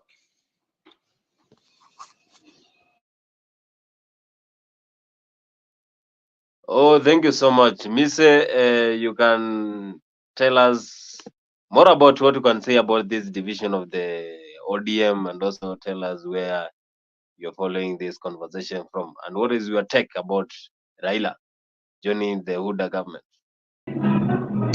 Um, Thank you very much. I think my opinion on this is that first of all, I usually I used I used to what I'm seeing is very interesting, and this is something that we've been discussing and talking about what is happening and the interest of people who are key in Kenya. Themba, I cannot agree more of the things that you have said that are actually factual. I usually don't like you, by the way, but today you have ignited the political feelings in me and reality that this is politics of convenience. That people who have seen that they have an interest, they are converging together, not because of the interest of the people of the Republic of Kenya, but because of self-interest and because of convenience of the influence that each of the key principles have. One thing I just wanted to emphasize, and maybe have a different opinion from what you said, is that Baba's been in the government indirectly. I would rather say that it is now that they're telling us it's broad-based government. I would think it was before it was narrow-based government. Now they're making it broad-based government because if you remember in the past, we have seen Moses Kajwang, Gladys Wanga, James Orengo, who are very, the people of Baba, working with William Ruto and praising him, even when we know that there's a sharp political differences, and their praises have yielded fruits. So therefore, which means that indirectly, William Ruto has been working with Baba, and Baba did not have a problem. That is why he did not oppose the relationship, the symbiotic relationship between the governor and a few other key ODM members working with William Samoei Ruto. Now, the interest, Baba has interest, and I agree with what you have said, that that interest also says a lot. And I agree with what Themba you said, that this is not about the leaders, or this is not about Baba, this is not about William Ruto, this is about us, the people, being in a position to hold leaders accountable in the absence of the in the presence of Baba or William Ruto. We, the people, must have the ability to be able to push the agenda, utilize Article 1 of the Constitution, that we have the power to hold our leaders accountable without necessarily being manipulated by the leaders who actually rally us. When it comes, when they are threatened, they rally us to support their selfish agendas in the name of fanatical followings. So I admire the way you articulated issues. This is a time when we should rally together. Now, this is us, the people. This is not the sentiments that we are hearing from Kalonzo Musyoka and the other leaders, that our country is at a crossroad. We should, as the people, we should come together and say that our country since inception has been at the crossroad, and it's at the peak, and our actions are needed more than ever to come together, push the leaders, remind them they are civil servants. They are supposed to serve us and not us serving their selfish interests. I think that's what I can add in this conversation. And I appreciate the fact that this conversation has always accommodated divergent opinions, regardless of who we lean to when it comes to the so-called core principles, or the people that are at the top of the leadership. But the question, Themba, you asked, that we need to start asking ourselves, yes, we are having a broad-based government. The ideologies of ODM versus the ideologies of Kenya Kwanza. Who is going to fold their ideologies to join the other person? Who is going to compromise in order to have a government of unity that will forge for the economical prosperity instead of individual economical prosperity? Thank you. Maybe I can add something before Themba comes in. I mean, this is. I mean, in the world, I think Kenya is the only one having this kind of arrangement. And if at all there should have been a grand coalition government, then it should have involved Gen Z, just like when Raila Odinga had the grand coalition with Mwai Kibaki. The factor here is Gen Z, and they are nowhere. So the political class forms a group and says, we must form this grand coalition government so that to keep these kids at bay. And that is exactly what they are doing right now. But I'm glad that we are stepping up. We are having the right conversation. It doesn't matter who you support. It is our country that comes first before these individuals. Kalonzo Musyoka, Raila Odinga, William Ruto, and Uhuru Kenyatta. Let us look at these things objectively. We have done mistakes before as a generation, gone to our tribal cocoons and supported the people that we want. Now it is time to amend the messes that we have been doing, and Gen Zs have taken the front lead. Let us not forget that they started this conversation. We have been talking about it, but they have pushed the government this far.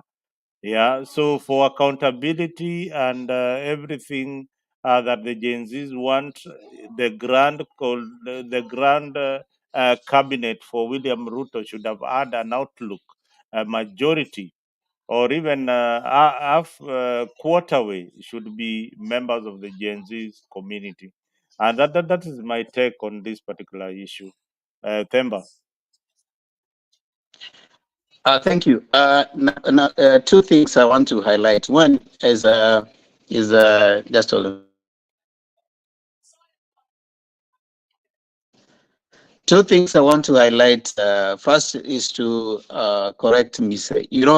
Mise, the Constitution envisages that there'll be checks and balances between governments. The fact that Ruto is the president of Kenya and is in Kenya Kwanza, it doesn't mean that on issues that are friendly to the people. You see, whether you are a governor in Homa Bay or wherever you are, you pay taxes to the Kenya government. And therefore, in matters of policy that are friendly to your person, I come from the school of thought that there's nothing wrong with the president once he has assumed office to work with any governor or any person, because he's supposed to solve the problem of the people of Kenya, not only people from one particular party. So I don't find it, I mean, our problem with our mentality is we are fixated with our political parties to the extent that if, the constitution as it is, once you have been elected as a president, there's a point in which now your political party ceases to exist at that point. That's the party and the state is different.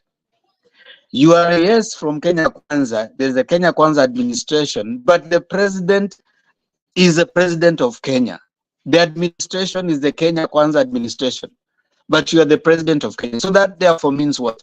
If there's any developmental policy that is friendly to people of Siaya, it doesn't mean that I can't work with the governor from there. The constitution envisages a situation where they work together seamlessly. So I don't think, yes, political, you can say, when you look at optics and say that if Orengo is seen to probably taking a picture with Ruto in a development project that is being implemented in Siaya, then they are working together. So that means we still have a lot of hang-ups in ourselves. I don't think there's anything wrong. In the intervening period between an end of an election to the next election, what happens in between is the provision of services deliverable to the people of Kenya, not to Kenya Kwanza, not to ODM. So I don't think you need to still remain that we have ODM counties or Kenya Kwanza counties. The state is the state of Kenya, and the president is the head of state. That means he's the head of all the 47 counties. He therefore needs to respond to all the needs of the 47 counties. So we should not imagine that the president is a president, but it should not be seen to even have development projects in Siaya County or in Homa Bay County or in whichever county. I think that is backward thinking, and it's something that probably we need to move away from. That is my my considered view. Number two, Mzalendo. I don't think every time there's an upheaval, people should join the government. That because you have asked something, people should join because the Gen Zs have fought for something, they should be put in government. No, we should act like other developed democracies. Like UK the other day, the party that won majority was a different one. The prime minister had to step down. A different coalition took over power. In the US, when one particular party, Republicans, don't perform, they are voted out. Another party comes in. But you keep raising issues. So I don't think just because you have raised issues of governance about a particular party, then you should be included in that government. That is not the way things should be running. We should have a situation where let's have the government of the day perform. Let the pressure be put on that government to perform. Let me give you an instance. Do you think by Gen Zs joining the Ruto administration, anything is going to change? The constitution envisages that the person that the buck stops with is the President William Ruto. So you can't go in there because you are Gen Zs and you are told, okay, do this, then you do something opposite because you want to see something different. I mean, that is not going to happen. In fact, by joining that government, you are being incorporated into the incompetencies of the same government. And remember, the administration of William Samoei Ruto is not just cabinet secretaries. It's PSS, is the psyche of it. So if you are going to say, okay, fine, let's change, then you have to change everywhere. You have to change even the ambassadors. I mean, let's face it. We need to move away from the idea that just because we are not satisfied with the government, then the next thing and the best way to solve it is to bring everybody into the government. The government should be held accountable. It should be asked questions. But if they do not perform, then the next thing that we ought to do is vote them out. not join them. They should step aside, allow another administration. And the constitution as it is after 5 years where we can be able to vote. But for now, they should be having their own reorganization inside, which I think is, in my view, some people would say that, okay, fine, they should have brought many Gen Zs to the cabinet. They should have brought, I don't think, in my view, that is appropriate and ideal. We should be like other developed democracies where if a particular coalition cannot deliver, then it should be voted out. In my view, we should be having maybe midterms so that we have MPs probably serving every 2 years. And then maybe so that every 2 years you have, we separate the elections for the presidency and the governors and the MPs so that some people can be brought home early while others are still continuing, like it happens in the US. You have that scorecard coming every time.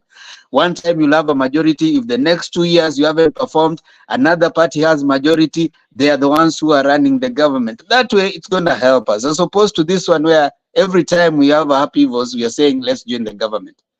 Thank you, Mr. Len.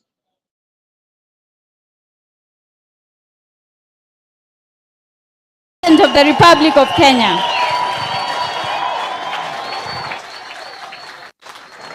Asante, tafadhali tuketi. Presiding Bishop wetu wa PEFA Dr. John Okida, Bishop wetu mpya Bishop Samuel Karemi na mke wako, our newly ordained ministers of PEFA, viongozi wetu wakiongozwa na Gacheri na wale wajumbe wamefika na MCAs, Wakristo, wakaaji wa Mwea, Ngai ni mwega na hindi ciothe. Ngai ya iciarere mwathani agoshwo. Mwathani agoshwo ringi. Bishop wetu Samuel Karemi, nimefika hapa kusema pongezi. Congratulations. Nataka kusema pongezi for your installation and consecration as the regional bishop for Kirinyaga, na tumekuja kuwa washuhuda na Wakristo wengine. Na mimi kasema lazima nifike kwa sababu one, kanisa la Pema ni marafiki zetu. Ya pili, watu ya Kirinyaga ni marafiki zangu. I spent my earlier life hapa Kirinyaga. Nilisoma hapa Kirinyaga High School kutoka form 1 mpaka form 6. Alafu nikakuwa DO wa Gichogo hapo mwaka 3. Ukijumuisha nimekaa hapa mwaka 9 katika Kirinyaga. Kwa hiyo ndaigwa kwino ndo Kirinyaga jurai ya kurekia ri joke. Na watu ya Kirinyaga, mimi nataka kutoa shukrani sana vile mlituchagua mkatupatia nafasi ya uongozi. Na ugane thank you. Amukira igatho ciako. Kwa hivyo Bishop wetu, I have seen umepewa interim certificate ya mwaka moja ujenge cathedral. Dhidi yakiona. Dhidi yakeigua. Wa maithoti wake. Na mundu mugidari mihere yake. Mwikuoka mutirikuo. No murake menyola guikarita ka mutikiwe. No gumenya ne ati akatiguo. No gumenya tondu abari ndithia gwo no mundu ki. Ningi muri andu aitu na kanithone witu. Uguo we bishop rukamake. Tugucarania twarie.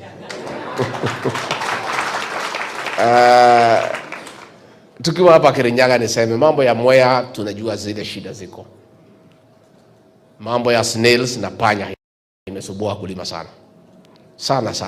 Na tunaona haya sana.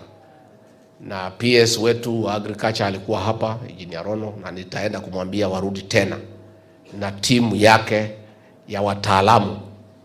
Lazima tutafute suluhisho ya hizi snails and the rats ambaye nasubua wakulima wa Mwea wa mchele. Number 2, tulilete bolea.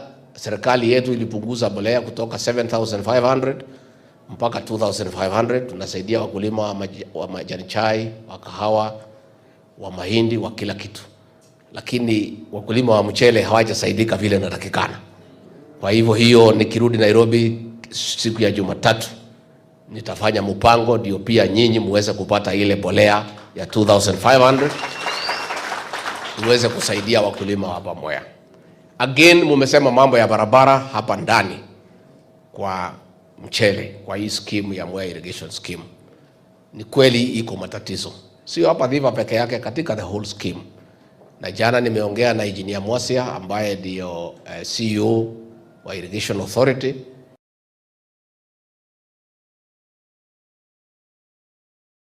Gachagua is interfering with our conversation. I thought that he was going to say something very important.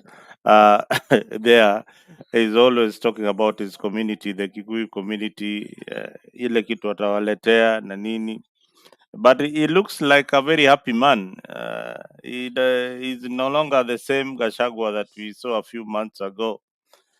Mambo vitu vya changanga. Things have changed so fast.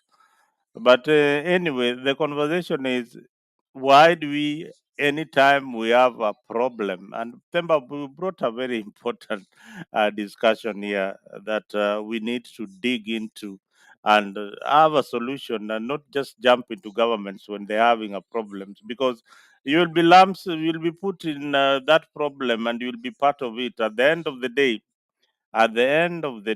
That's why I was saying that Raila Odinga is simply handing over his team to William Ruto for 2027.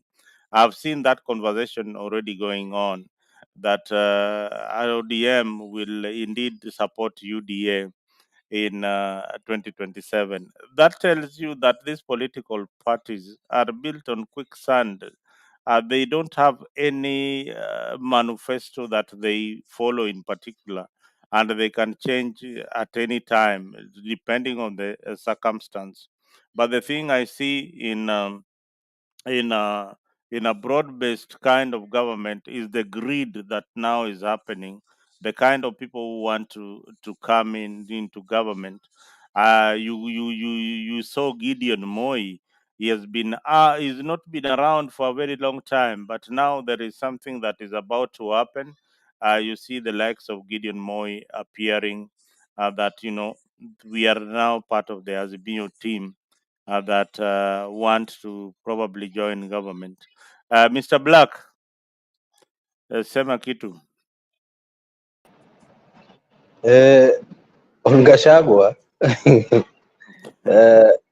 at least he's doing something that as much as he's a deputy president and a public or state officer or a public servant, at least anaangalia watu wake. I can say that. Kweli amesema ataanza kupigania na panya za Mwea na And the one thing that I've always liked about him, he usually deals with things that actually matter to the people. He addresses things that actually matter to the people. They may sound silly, but those touch the hearts of his people. Alivyokuwa akisema kuhusu pombe and fighting pombe, those are real issues that they go through. When a leader goes there and says that our economy has grown elsewhere, our economy has grown by about 5.7%. I don't know. Those are things that wananchis do not relate with. But when you go to an area like that, when they are facing issues like unaona panya, snails, those are something that they can relate with. So you see, when perception is everything in politics. So you see, akionekana ana address vitu kama vile na anamshughulikia and giving specific timelines on Monday, So you see, that is something that he can be judged with. Like, if he did not achieve that by Monday, what he has said, then wanaweza kumpinga.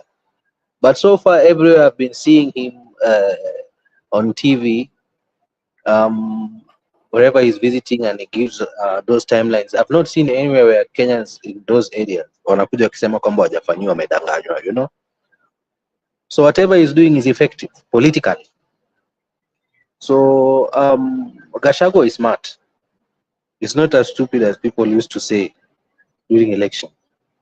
He's a smart fellow. And ukiangalia upande ule mwingine his counterpart.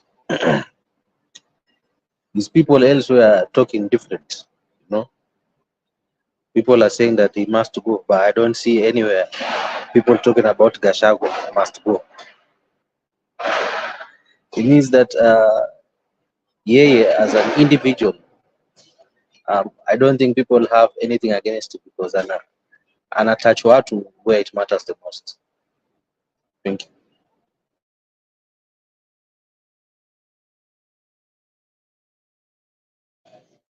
Can I say something, dear Mzalendo? Yes. And before you say something, Kimanzi, can you moderate because I want to be part of this conversation? Kimanzi, are you there? Boni.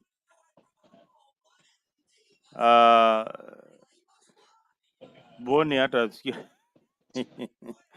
all right. Temba, say something. Say something. Just to highlight on something that Black has said. You know why right now Gachagua doesn't matter in the conversation right now? It's because Gachagua is the deputy president of William Samoei Arap Ruto. So any appraisal of a Ruto government, Gachagua falls straight up in. And that's why in some conversation you've had people saying that Ruto and his administration, including Gachagua, some people who are probably not keen on reading the constitution on what it says. I'll say that even he should be going because it is the whole administration. On the issue of Gachagua going speaking to people's problem, one thing that I know Gachagua is a good guy with propaganda.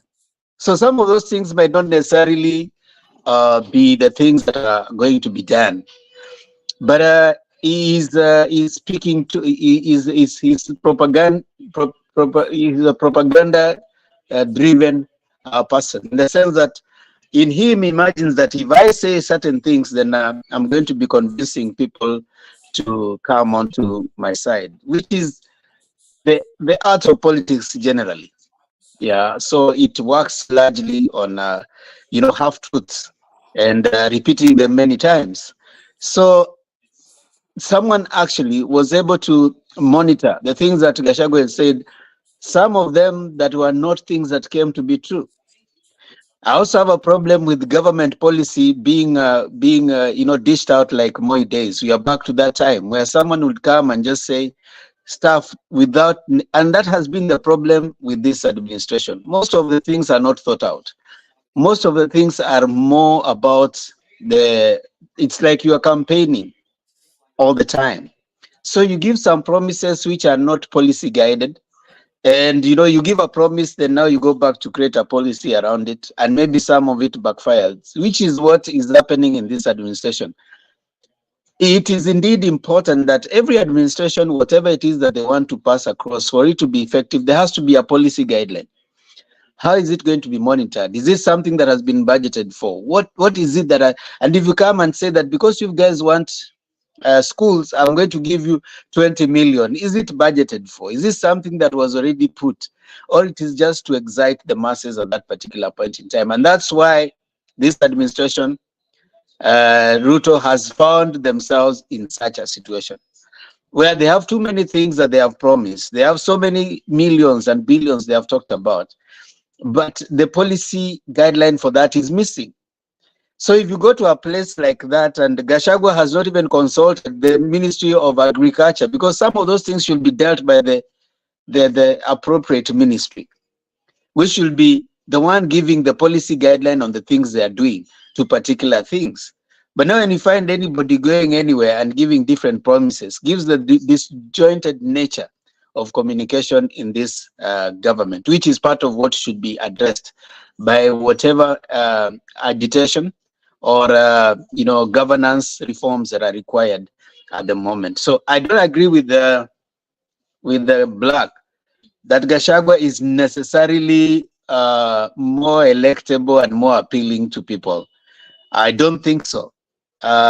He's the most, in my view, I don't think is more popular in Central than even Ruto, you know, because most of the people who came to UDA came because of Ruto, not Gashagwa. So I also don't agree with the idea of roadside pronouncements that are development friendly. You go to a place just because you want to appeal to the masses, then you go about, brandishing figures or even talking about things that are supposed to be policy guided. If it's a policy guideline, we have too much administrative process before it gets there. There's an MP, there are even the CS, from that ministry, who should be pronouncing themselves to those policy guidelines. Thank you. Thank you, Themba. One thing, Bonnie, you want to say something before you introduce me? You are umenyamaza sana. You are sleeping. You are going to moderate until we finish the show.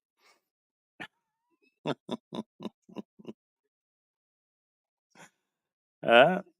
Yeah, I agree with what Depa is saying. Of course, Gachagua is depending on William Ruto. So if if William Ruto is not there, then Gachagua is not there. Again, Gachagua, of course, is one of the key guys there. And again, whatever Black has said, Gachagua always know how to address the people, and he knows how to win the hearts of the people. Because whatever I have heard him saying today, he knows how to get the epicenter of the hearts of the people. That is why he was talking about the snails, rats, where temporary irrigation scheme. He's a good guy. He knows how to solve problems that are affecting the local community, and that is all what Kenyans want. Kenyans, if you go there and to tell them about the GDP, about the national income, then they don't know what is that. How is that going to affect them? How is that going to affect the price of tea in their area? So they want those minor things, and that is what you make you win the hearts of the people. Thank you. Thank you very much, Bwana Kimanzi. You forgot you are the moderator. You should have introduced me as the next speaker. Umesahau.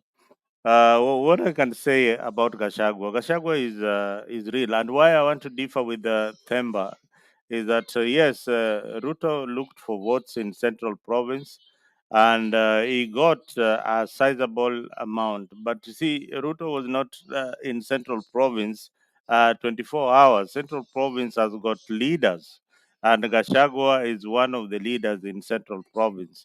Ruto could not have gone into Central Province as Ruto alone. He must have been accompanied by leaders who campaigned for him. So those are the leaders. And Mount Kenya, as Gachagua has turned around the perception of people like Themba, who are saying that, Ruto got the votes of Mount Kenya because of Ruto and his differences with Uhuru Kenyatta. I think he managed to turn things around, and more so after the Gen Z demonstrations, people of Central Province have really come together. The people who are insulting Gashagwa then, that is not popular, it is Ruto who is popular. People like Moses Kuria, the Ichungwa. I understand that Ichungwa cannot even go to his constituency at this particular moment. Yeah, despite doing so much in his constituency, and his constituency is Kikuyu. He has done all the roads, everything in his constituency. Anything that you can call a development is in Kikuyu constituency. But the locals don't want to hear anything about Ichungwa. They would rather listen to Gashagwa. So Gashagwa has turned things around politically. That tells you the kind of leader he is. Remember that Gashagwa is an administrator. He was a DO. DOs who worked with Moi are very, very strict when it comes to matters of administration and leadership. And when Gachagua, if you follow his history very, very carefully, Gachagua, being a DO, then to a presidential advisor, to one Uhuru Kenyatta, tells you a lot about who this man is. He's not just your local leader. He's somebody who has been singled out from a long time, from the Kibaki days, from being in the administration to State House. Then Kibaki handed, they handed Gachagua to Uhuru Kenyatta. So he has been in all those administration, and he has got experience in leadership. Even the rift, how he handled his rift between him and William Ruto. Look at how he managed to turn things against the president in his backyard. So that tells you much of who Gachagua is. So for me, I think apart from just being a villager, he is a strict administrator and honest. There are very, very few politicians who are honest nowadays, and we can all see the president is being accused of being a president who lies all the time. But on the contrary, his deputy is being seen as somebody who is honest and truth to his word. When there was a rift between him and Ruto, he really came out and said, things cannot go on this way, and not so many people would work in such an environment. So I thought he tried to work in such an environment. It didn't last. It lasted for a very, very long time until he was kicked out. Gashagua did not take a minute when things were going wrong. He didn't let things go on for a long time. When he already spotted that there is a rift between him and the president, he acted. And naona it has bore some fruit, and now he can smile, and the people of Central are back to working with William Ruto. Although I don't know whether this arrangement within the Grand Coalition will hold anything apart from the wrangles that are going to emerge in the Grand Coalition, because Raila Odinga cannot satisfy everybody in his base. That is one. The slots that have been left for Azimio to share, they are really going to fight for them. And it depends on who you know and how close you are to the principles of these particular parties, Wiper and and ODM. ODM have said that if the rest are not taking up the positions, they are going to take up those seats. Somebody like Martha Karua, she has got nothing to lose. She will definitely join government if given a position to join government. When we say a grand coalition, maybe there is something that they can rectify, Themba, just to correct you. Maybe a grand coalition can rectify something in terms of governance. We saw that in Kibaki Raila arrangement when they were both checking each other. There was no much graft in uh, in in both governments. So in a grand coalition government, there's a checks and balances. If there is corruption, it is minimal, like we saw between Raila Odinga and William Ruto.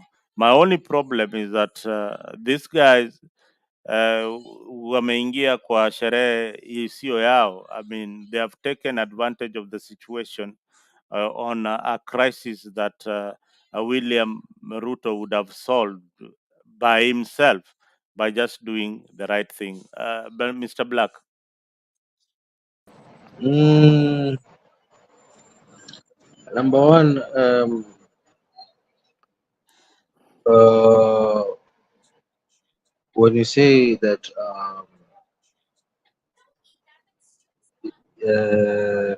tayo point imenitoka, I'll remember it. Okay. I wanted to talk about those positions that have been left for Azimio per se. Yes, You know, you go ahead. that's a Yeah. Minister of Finance, Trade, Industry, Sports, Mining. You know, those are very, very um, sensitive ministries. Not to say that others are not, but in matters to do with things like finance, unajua ni kama anapeana handball Raila, you know. It's a bait. It's a bait. eh? It's a bait, and Mbadi would be your minister for finance, Hiyo cabinet. ni kama handball, you know. Anapewa ni kama anapewa handball because whatever mess that the government has already put us in, trying to entangle the current administration from it, it will take a lot, and I don't think the time that is left is enough to do so. But the only face that people will remember is whoever would be the present CS at the time we are heading to elections to start with. They'll not recall who was the finance CS before whoever will be appointed next. And all the mess will be put against, or rather all the blame will be put against whoever will be then. So mi naona ni kama handball tu anapewa, but how? But one thing nimekumbuka what I wanted to say when you said Zalendo that there will be less corruption and scandal with the government of national unity, I wanted to disagree with you. Already we had mentioned earlier on that when it comes to matters to do with holding persons in offices being accountable for various issues, it's going to be difficult with everyone being in one team. Then a lot will be happening behind the scenes, and they will not be highlighted by anyone because they'll all be in the same on the table. You know, in the words of Temba, the way he likes putting it on the table, collected on the table. Only when you're on the table, you don't speak. There's a lot of silence. You cannot be eating and speaking. So if you're silent, it means you're at the table eating. There is no way you could be on the table. So there's no way that the Azimio will be on the table or at the table. Alafu vitu zinafanyika and then they highlight them. That will be impossible. We already saw COVID billionaires. Ilipotelea tu hivyo shwa. And other scandals in Kibaki's down. Kapotelea tu shwa. So do you think that the coalition government, or rather the government of national unity, is going to be any different? In my view, no. In my view, no. So I want to disagree with you on that one, Zalendo. That eti ufisadi itapungua, no. Itafanyika, but haitakuwa ikiangaziwa. Zitakuwa chini ya maji zinafanyika huko chini. And that is not what we want. Thank you. Pemba.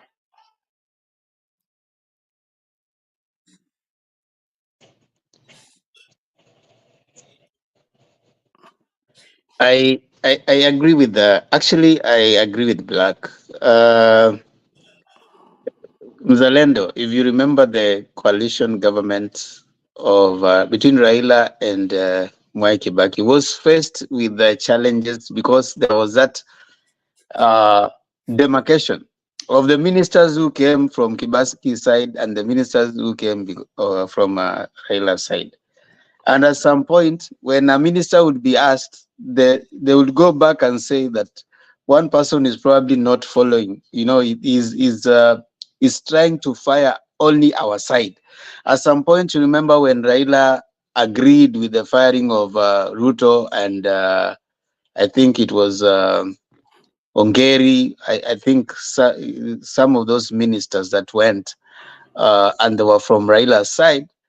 That is part of the reason that led to Ruto and Raila breaking up, and Ruto, Uhuru, and Mudavadi forming Remember when they were coming in the Grand Coalition, they are coming in as from the side of Raila. So Raila comes in as a prime minister, then they agree on who becomes the deputy prime minister. So according to the initial arrangement that they had, if they won, Raila was to be the president, Ruto was to be the prime minister. But now when things changed, and now the position they had was the prime minister, part of the argument was, okay, fine, now that we don't have a position for that you wanted, and there's a prime minister, then why don't you leave that to me?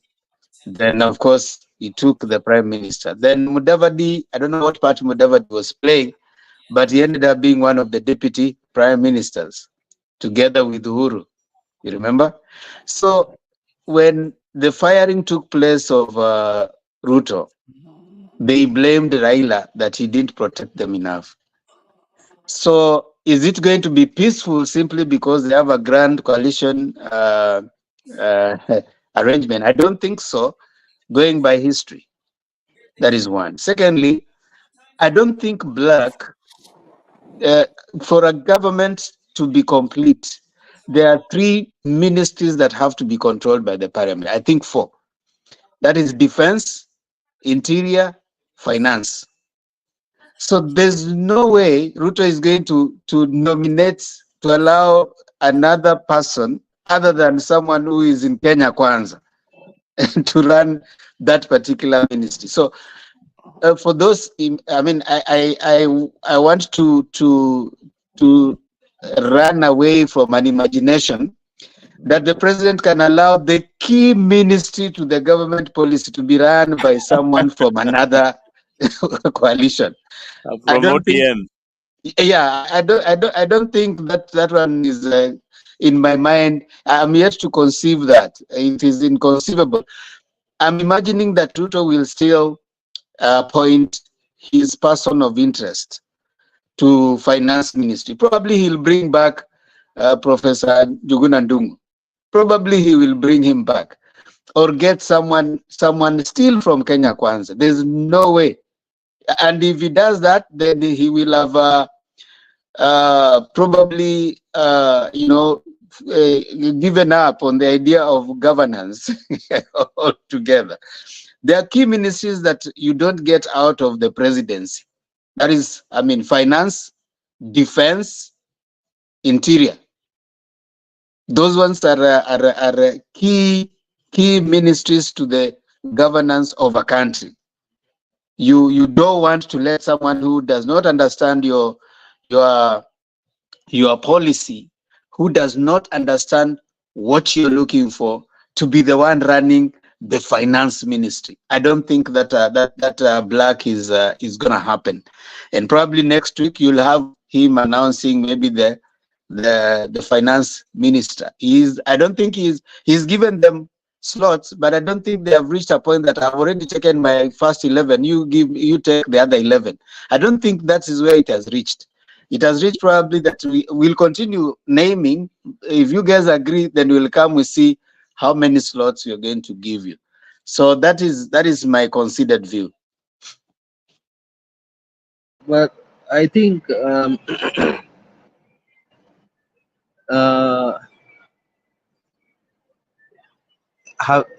Ruto having named his list of cabinet secretaries, in my view, but this is my view, the ones that were left, including that of the finance minister, were for Azimio. So I'm thinking that perhaps that could have been part of the negotiations between the president and Raila,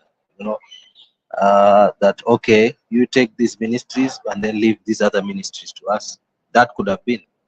And the fact that it will be a national government of national unity, then it wouldn't be any problem when it comes to matters of controlling the parliament to push through the agenda and the policies of let's say, Ministry of Finance, when it is headed by an Azimio nominee, because they'll all be speaking one language. So I don't think the presidency will have any problem handling that. Though whatever you said is right, in the context whereby there's no such government of national unity, whereby he would have he will have to ensure that he has full control of those three key ministries which you've mentioned, that is the interior, defense, and finance. But in this context, since watakuwa muungana na Azimio per se, then I don't think that will be an issue, because they would all be in one team. That is how I look at it. Yeah, I think that marks the end of the opposition in Kenya. Well, Of course. it marks the end of the opposition because, and as I told you, Black, this guy, Raila Odinga, has simply given Ruto his support base indirectly. How are they going to come out of this in 2027? Look at the scenario in 2027. What is likely going to happen? The Raila Odinga maybe will be in AU, or if he loses that position in AU, will be back supporting his troops in government. So this situation will play into 2027 with the Raila ensuring that his key supporters are in government and they are in the cabinet. And don't forget the other positions which have not been occupied yet, apart from just being the cabinet. The other appointments that Ruto is yet to make.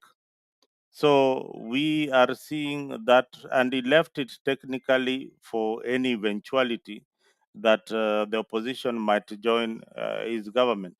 Ruto himself has been really wanting to work with Kalonzo in his government. I don't know whether he's going to succeed this time round, but if he succeeds, believe you me, Ruto would have successfully sent Raila Odinga home and taken over his party, ODM.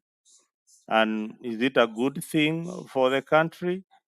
Yes, maybe that will be a good thing because we will have another political force by Gen Z or Wiper movement bringing the government to its toes. Themba, what do you think about this scenario? Before It's a Temba unique. gets in, I Mhm. wanted to add something that Temba said. Just sorry. Yes, you know, when Ruto, Kina Sam Ongeri, and is it Nyachai? I think it was Nyachai.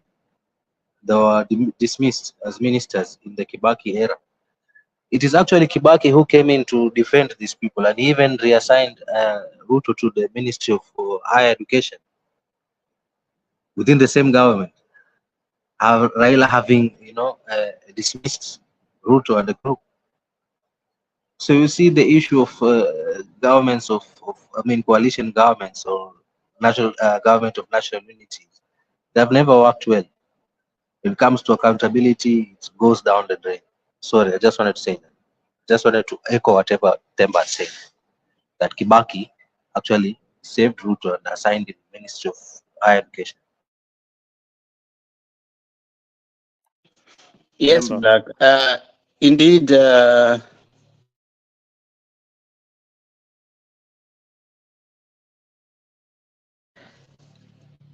yes, Black, as you're saying, coalition government in our experience, because you can only talk from the history informs the present, and the way the coalition government of Raila and Kibaki ran, the challenges thereof were numerous, and part of the challenges were political challenges.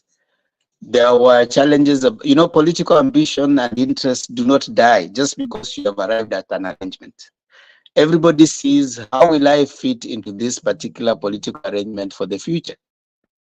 And so part of its complications and challenges were political in nature. The ambitions of Akina Ruto and the apparent nature of competition that they were looking forward to. Remember, they started seeing that Raila was going to be their competition in the next election after the coalition government, was set in place. They started plotting. Ruto wanted to be president, really, but all of them wanted to be president, actually, for them to form the Pentagon. All of them had interests. You remember there was a Pentagon. So by the time they're coming to them, agreeing that, okay, Raila is going to take this part, and because he's going to be up. Remember the way they arrived on Raila? It was a vote. Guys came in, and there were different delegates coming to vote for all of them. Raila took the lead. I think who came second? Was it Mudavadi or who? Mudavadi? And then Naruto was third. Then Uhuru.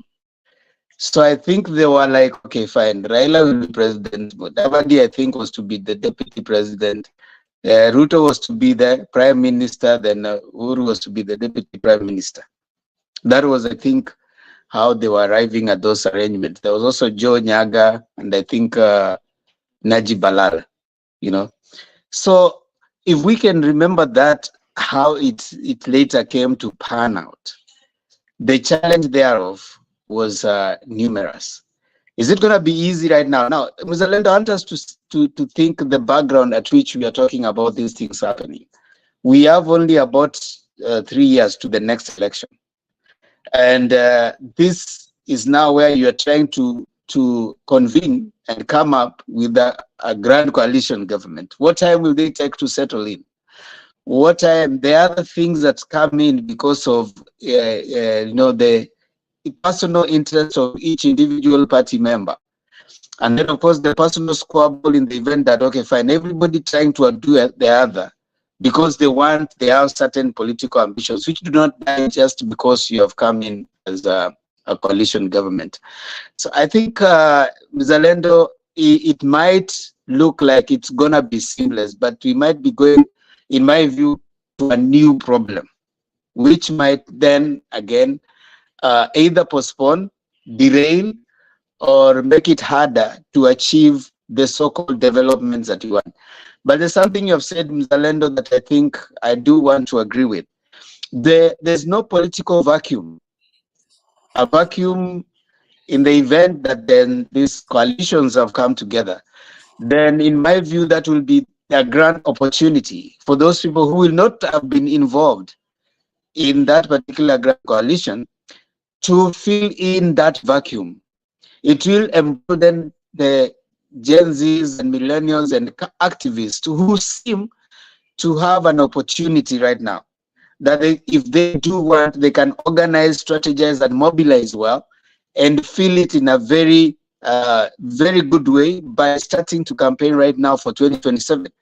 In my view, I would imagine instead of continuously talking about, oh, Ruto must go, Ruto must go. Yes, Ruto will go. Ruto will go after 5 years, Ruto will go after 10 years, Ruto will go. But if you plan so well, if you mobilize so well, you strategize so well, it might only have 5 years. So they need to develop, the national activity alone might not be enough to remove a president. Remember how many years during Moi days that the young Turks, Akina Raila, had to continuously have their activities for them to reach a point where now they reach that critical mass. Because KANU had grassroots mobilizing power by then. But it went slowly by slowly, election after an election, for Moi to find even a time to say, okay, fine, I agree to a multi-party democracy. And for even after agreeing, he had to say that I'm not going sitasimama tena baada ya miaka 10. You see, it took him to now accept, because the critical mass had been reached. Have we reached that critical mass? Has the Gen Zs reached that critical mass? I don't think so. In my view, they do not have the grassroots mobilizing capacity. They may be popular in the media and all, but I don't think they have reached that grassroots mobilizing capacity to ensure that they have a critical mass that can actually remove a president.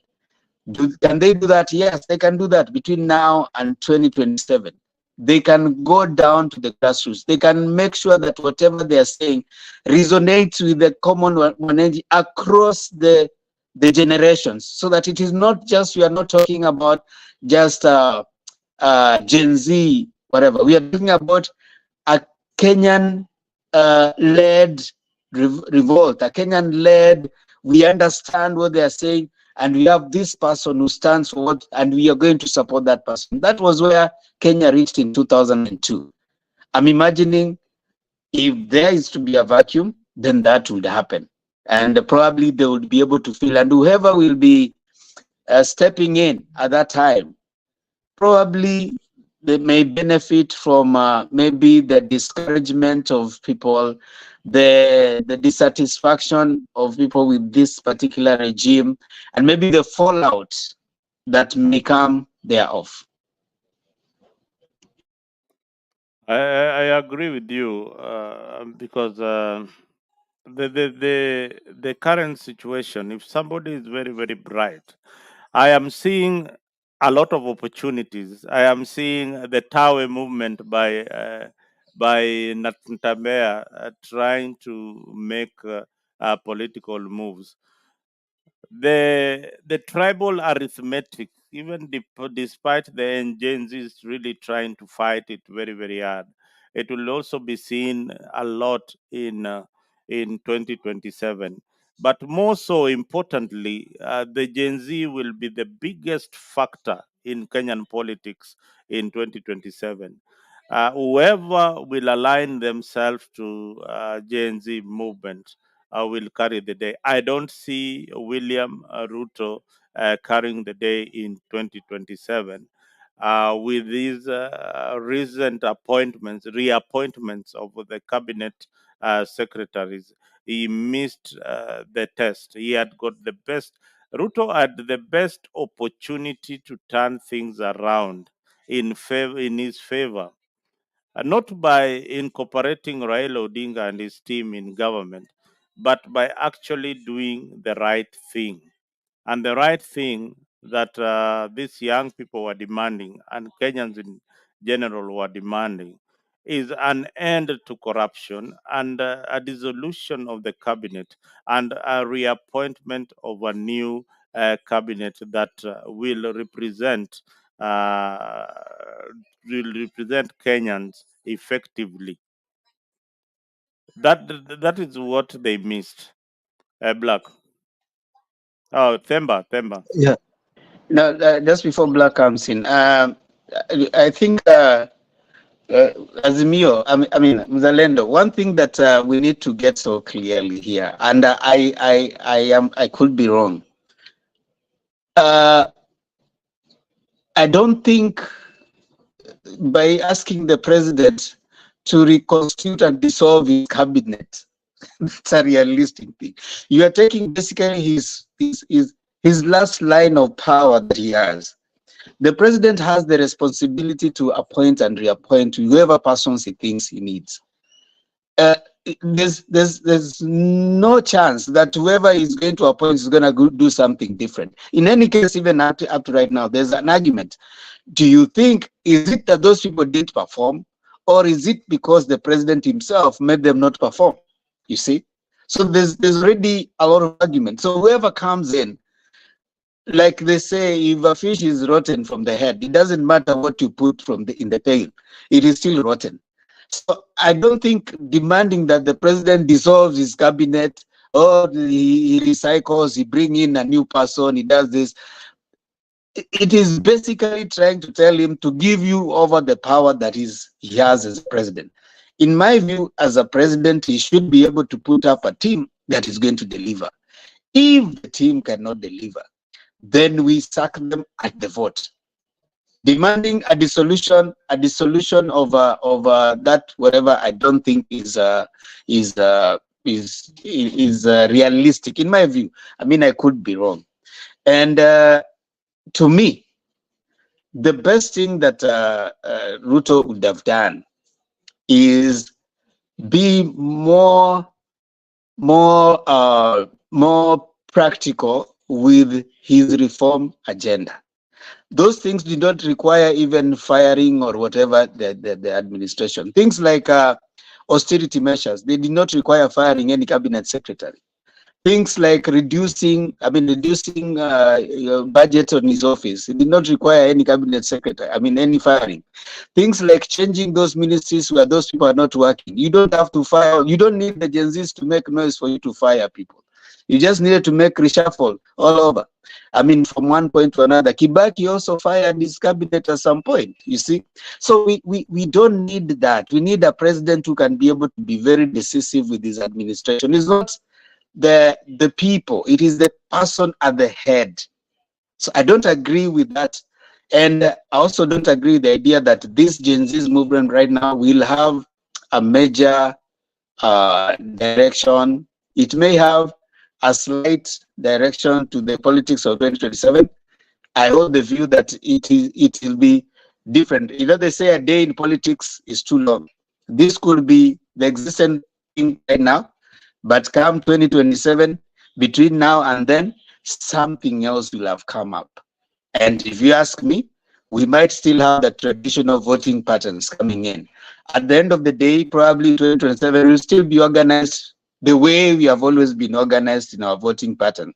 Gachagua will go, because now we are still saying Gachagua speaks to his people. Do you want to tell me there are no Gen Zs in Central? There are Gen Zs, but why do you say that he's speaking to his people what they want to hear? Because we are still organized around tribal lines. So it is possible that come 2027, the same way we are organized is the same way we'll be. And Mzalendo, I will be listening.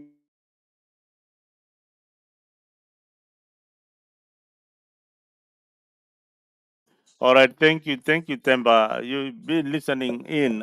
I'm expecting more people to come in. We had another live feed that was going on the background, so it has just ended. So more people are going to join in. Black, do you think that arrangement, this arrangement could possibly change the political tides in Ruto's political tides in 2027? First of all, today I was listening in to the discussions that the Gen Zs were having, and there was something I heard they say. They spoke about now embarking on political moves when it comes to propaganda. I think it's an awakening, I think, from their side, that not only do they go to the streets, but they would need to also involve themselves in propaganda. And amongst the things I heard them say, they mentioned something to do with them now speaking to their parents, going to churches, about telling them about how bad the government is, and say propagandas about the president and his party. And in a way, I found that to be a very smart move, because if these Gen Zs can manage to do that effectively, then that's it. Because you already know, when they speak about parents, it means they're talking about our age group. And if they can manage to convince us in our age groups to think otherwise, because we are the people that voted him in, because we believed in a manifesto. Personally, I still believe that manifesto is good. But if they can manage to convince us to think otherwise, then I think 2027 UDA will be losing. That's the reality. If they can manage to convince all their parents by virtue Yeah, of propaganda, then It's you gonna be know, very tough for the president. Black. Gen Zs don't need propaganda. The writing is on the wall. So many people have died, and that will be a case in 2027. That will be a very, very big case in 2027. Why I say Ruto had got an opportunity to amend things. Even if he needed Kindiki and Kinadwale in his cabinet, he would have put them in another position as the president. But in 2027, you've sat in those deliberation. I have sat in most of them, and right now there's a clarion call that they pick IDs, pick your voters card. Make sure that you have voters card. I am telling you, that election will be very, very hard to rig. Take your voters card. Take, and in each and every household, averagely there are two Gen Zs in each and every household, averagely. But most of you'll find that where there are two Gen Zs, they can communicate to how many people? How many people can they communicate to who are their age mates who are going to turn up to vote? Then you look at yourself, how many people you can convince to come and vote on that particular day for William Ruto. You'll find that there are very, very few. There are very, very few, but they can speak their language and convince their peers in the easiest way, more than what we can do to convince our friends who are tribally inclined or who cannot follow the manifesto of any of the party, but they will vote because of the favors that they are going to get from that particular individual. Now, that is where the problem is. The the election in 2027 will be about policy, and again, it will be about our history. Our history. What happened in 2022? Did Ruto turn around things? Yes, 3 years, 2 years down the road is a long time. But let me tell you, this year is over. We are starting from next year. If we politic halfway next year, those houses are not complete. He has not done any major projects. He doesn't have a finance bill at the moment. We don't know what will happen to the finance bill. And the issue of the finance bill is the reason why is probably bringing people like the Azimio group into government. And what is the sign? What does this tell you when a president decides now that is going to work uh, with the opposition? Do you think, Black, honestly, that this was Ruto's idea? For what? uh, For to work having with uh, to work with the Raila Odinga and his team. to be honest, I don't know if it was, but I do know that the fact that Raila has always had the perception of being the saint, if I may use that in quotes, having the um, good interests, the best interests of Kenyans, then I mean at heart, then having that incorporated into his government would change the perception of men, you know. Yeah. So Mhm. he would essentially have won at least half of the war, psychological warfare, um, with this fight against the Gen Z, just by that move in itself, you know. If So it was, if it, this is my take. If it was informed by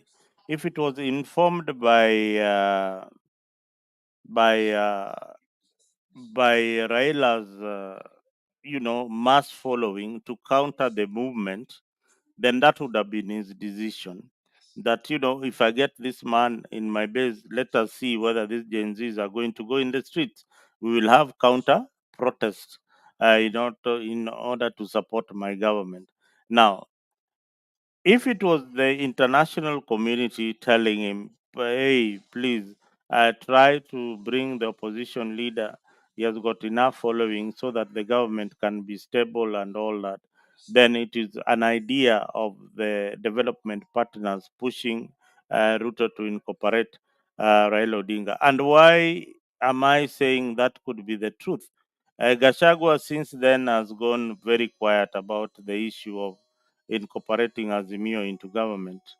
Don't you think that Gachagua by now would have been jittery and saying things? Mm. I think Gachagua is playing smart by unajua ile kuingiza mguu moja ndani mguu moja nje, because he also has political ambitions, so he doesn't want to seem so much into whatever is happening right now. At the same time, by the virtue that he's still the deputy president, he doesn't want to seem like he's out of it.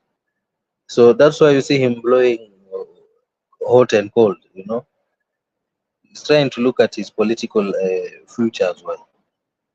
So huwezi muona akiattack, at the same time huwezi muona akiwithdraw sana. He's playing smart, But with the appointment of the CS, there is something that is gonna come out. Now, if the government will be, or rather the president will be successful in achieving most of the plans as was envisaged in the manifesto by the time it's 2027, then people will think or believe or will have the perception that the CS that he had chosen before were the problem. But if the government fails, having appointed second time some CSs, even with the government of national unity being in place, and still they fail, then the view would be he is the problem. So it's a tricky situation when you look at it, And I don't know how it's gonna get around it, but that is how it's gonna be viewed. Wakifail, watu watasema yeye ndo shida. If they succeed, then at least he will have someone to blame that the CS ndo alikuwa kwa shida. Osam is saying that Kalonzo Musyoka is another watermelon. No, Gachagua is another watermelon. I don't know. Gachagua doesn't look like a watermelon. Watermelon. Really, I don't think so, Osam, because Gachagua has really tried to be himself and address the issues as they come. But in this particular scenario, anataka Ruto ajikarange na mafuta yake the way Black is saying. Yeah, but he has been steadfast in what he wants to achieve for his people. That is the Kikuyu community. He has been very, very reluctant about talking to other Kenyans. He normally addresses his community, and that is what tribal. That is what our country is all about. The tribal politics. The Luya factor in 2027 will play a very big role in the politics. And if the Luyas can get their act together and be united, be united, then things are really going to change in 2027. One thing, Black, you agree with me when you listen to it, to the resolutions by the Gen Zs. I don't know how the government is going to split that movement. Always remember that 8 million Kenyans did not vote according to statistics. Now, this other group did not even bother to pick the IDs. They are picking the IDs for the first time.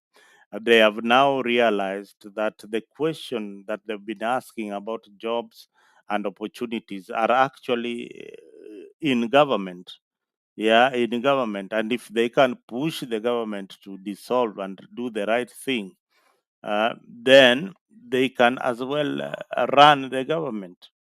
So the Gen Z is a factor. The young people in Kenya and throughout the world is a very, very big factor in elections, and they are the majority. So let us not rule them out. Black, we will take a break for another 1 hour. We'll be back later at around 10 American time for to just wrap up and catch up with other Kenyans who are waking up. Your last word, Mr. Black.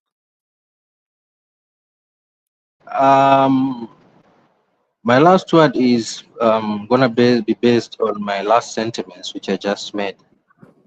Um, I think the president would need to be very cautious and very smart in his latest appointments, and more so in the remaining cabinet slots that are yet to be, whose occupants are yet to be named. Because, like I said, 2027 is going to be judged with the outcome of what this second cabinet, which you have named, how they're going to be, how they're going to perform. Because if they perform well, then they will redeem him. And then Kenyans will at least say, okay, you know what? The problem was not the president. The problem was the list which he mentioned. But in the event that the cabinet which he will mention fail to perform, then the perception would be that he would have been the problem, and that would hinder or hurt his chances of being re-elected again in 2027. So the nominees of this cabinet are going to be very essential and will play a very major role in his re-election or lack of it in 2027 by the way that they will perform or misperform. So I think lazima awe makini sana in his election right now. That's what I can say. Oh, thank you, Black. Awesome is saying politics is resources. Where will Gen Zs get the money to run a campaign, knowing that the next campaign is 2027 will be the most expensive in the Kenyan history? That is why they are going to win the elections, because first, if they are supported by these other foundations, uh, then John Soros Foundation, they always come in handy. uh, they supported the young people in many countries in Africa to cause a revolution. So long as they believe in your ideology, there are so many foundations. Center for Multi-Party Democracy. Those are the foundations that really support these causes. The civil society has been running for years, and some of them are really politically affiliated, putting the government on check. They get donations from Bill Gates and Melinda Gates Foundation. There are so many organizations out there. As long as you have a good proposal for them, they will give you money. And even as it is right now, I saw somewhere that the Gen Zs have already received a lot of dollars. I don't know whether it's $10 million from donations. So the donations are out there. People are willing to come in, give them money. Even the people in the diaspora are willing to come in and chip in and sponsor this kind of movement.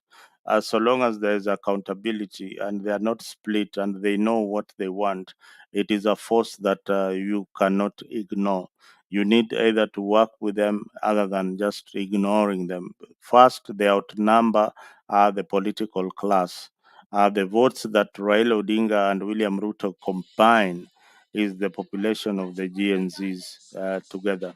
So, using just only even data alone, Gen Zs free and fair elections, they will always win any elections, right from the grassroots to the top seats in government.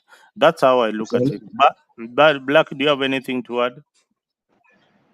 Yeah, you know, like we were talking about having a government of national unity. Despite the accountability will be of leadership will be very difficult to come by, but the fact that the opposition will be in government and so holding these CSS government officials to account for any mismanagement going to be very hard. But if they perform, because at the end of the day, we all want to have positive outcome. If they perform and bring about the positive changes that Kenya needs, then that will be great. Nobody would even mind that the administration would be working with the opposition. Nobody would mind that. If they perform, wow, that would be great. Tukiona Ministry of Agriculture inafanya poa, ukiona Ministry of Mining is doing well, ukiona Ministry of Tourism is doing well, and it turns around the economy of Kenya, then that would be great. It would be great. So I don't think it's a personal issue. It's more about performance issue. I mean, people fearing that wakiungana hivi then hakuna mtu ata hold account watu wengine. But kama watafanya kazi poa, then that will be wonderful. I mean, at the end of the day, we all want the best. So my prayer is just that at the end of the day watufanyie tu kazi poa na tupate tu proper outcomes out of whatever cabinet that they are bringing in. And then there's one thing that we failed to talk about, ni kwamba niliona mahala amesema eti Kaluma, that MP, said that the CSS that are going to be reappointed, that hakuna haja tena kuwa vetted. I mean, if that's the case, then I think that is that's going to be very funny. Mimi nakwambia sarakasi imeshaanza ndugu yangu Black. Sarakasi imeanza. These guys, Kaluma, sometimes they have got very interesting statements. Yeah, like walisema, if you don't want what Baba is saying right now, then you better just leave the party. Toka kwa chama. Sasa ni wakati wa Ruto na Raila Odinga kufanya kazi pamoja. So kama ulikuwa shabiki wa ODM, lazima sasa uanze kushabikia UDA vizuri popote pale ulipo, kwa sababu wale jamaa wanafanya kazi pamoja. Yeah, because wakisema hivyo eti kwamba eti mwenye anakuwa reappointed hakuna haja tena kufanyiwa vetting. Sasa ni jokes, Lakini mimi wenyewe mpenda Kenya yetu bwana, ni nchi nyingine ya maajabu. Upende nchi yetu wewe, hii nchi waga ni nchi ya maajabu wewe. Okay, now we are having an open mic. I will not have a structured show, but an open mic just to say anything that you feel that is happening to your country. Hebu nikuulize sasa Black. Now, yes. Hawa jamaa Raila Odinga ametukana Ruto mwizi sijui mara ngapi mara mingi sana. Now Ukimwitanga Zakayo. do they have a conscience? Mi nauliza tu yani do they reflect like, okay, I've been saying this about this as a leader, and now he's a good man, and we are going to work with him now. When does it reach that point? That's why I'm wondering, wakisema ni kama kukatia dem, unajua wenyewe huyu dem mwenyewe ni mzii, ni mwagli, yani ile hakuna mahali mnaenda naye, although hakunaga mtu mwagli, kuna mtu tu atampenda mahali au dem and then kuna time una turn around unasema ai, lakini unajua mi kuna vile tu mi ukupenda, unajua wacha tukae pamoja Hiyo na time ni ile anakuokolea. Unajua kuna wale watu, kuna anakuokolea, wale si watu ukiwa kuna vile ukiwa kijana kama unakumbuka okay, unaokolewa, sijui ni njaa ulikuwa kuna nayo, so hii njaa ndio kuna wale wenye walikuwa wenye sasa ule wako main amelenga kutokelezea, sasa but kuna wale wenye walikuwa wanapigiwa hata ikuwe time gani ya usiku wewe hawezi kufail. Na unajua hao ndio wanakuanga wale mademu wang'ong'o yenye ungependelea. Umeleta hiyo adong'ong'o, umenikumbusha rafiki yangu mmoja anaitwa Mwanaza. Hata ikuwe saa 5 ya usiku, saa 6 ya usiku, huyo hawezi kufail. Anatokea dem akismile ni kama nalia. Huyo hawezi kufail. But unajua since anaokolea ile time yenye manze ameokolea ingine ni kufail. So ndo kama hivyo kuna uzuri yake yote. Sasa siasa yetu pia iko hivyo bwana. So Ruto sasa Raila amepata huyu dem ni mwagli ndio, lakini itabidi tu anaokolea anaokolea anaokolea ma injury time. Hii ni njaa. ODM iko na njaa. Hiyo ni njaa mbaya sana. You know, akileta the issue of vetting, you can imagine sasa mtu kaa Kindiki anarushwa tena parliament vetting. Sasa unajua hizi vitu zenye imekuwa ikifanyika sasa, aanze sasa kuulizwa, you know, they would automatically throw him out, you know, out of that nomination position, you know? So ukiona Seka Kaluma anasema venye anasema mazee John is very interesting. Mimi nakwambia hii situation vile iko, hata sarakasi rezo yetu anatufanyanga Mungu like sana. Kwa mwingine smart, Mkenya ni Mkenya. Na imagine hapo US ati unamka siku moja baada na kwa anasema yenyewe vile mumenilemea, wacha tu Trump ako na policies poa, so wacha tumuingize tu kwa gava Trump na nani na Biden wafanye kazi pamoja. Buda bana, yetu bana ina maajabu. No, hivi kuangaliagi hizi vitu. Yaani hao jamaa wamekuwa kitukana na each and every day wakisema policies za UDA bottom up ni mbaya nini. So and ukiingia kwa hii serikali ni which policies are you going to implement? Ni mimi naweza taka sana kusikia mtu kasi Sifuna. Sifuna ameenda chini ya maji sana sasa hivi. For a while sijasikia kitu. You watch Africa na one of these fine days you watch Africa chini ya maji.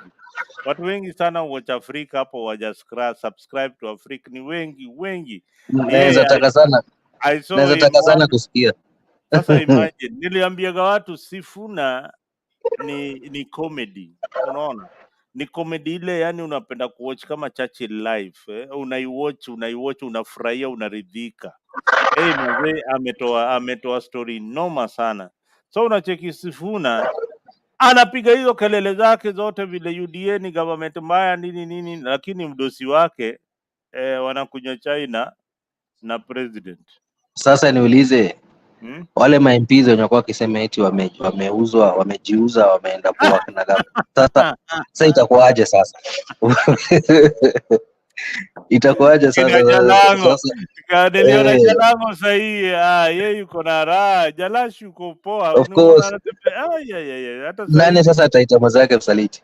Hiyo story itadisappear. Mimi na sahihi Jalango yeye ndio yeye waganenda kwa jikoni analetea baba sukari kama sukari haiko kwa meza.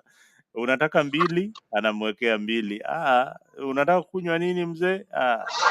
Glenfiddich 15 years, Sasa nasema those MPs that they say that had betrayed them, now that they're going to be working in government, will they keep being regarded as traitors?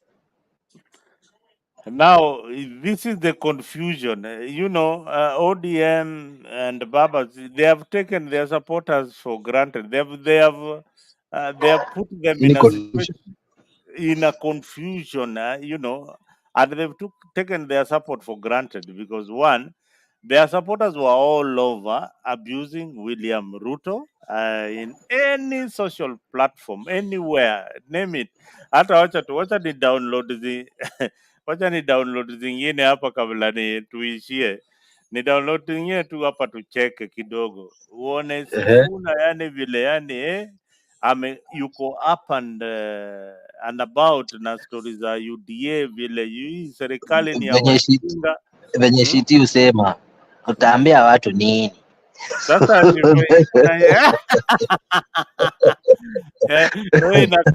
we yani your favorite comedy ndio zangu sitiza we jamaa unifurahisha sana Sasa utaambia watu nini? Sasa nashinda Sifuna utaambia watu nini sasa? I mean, how, you know?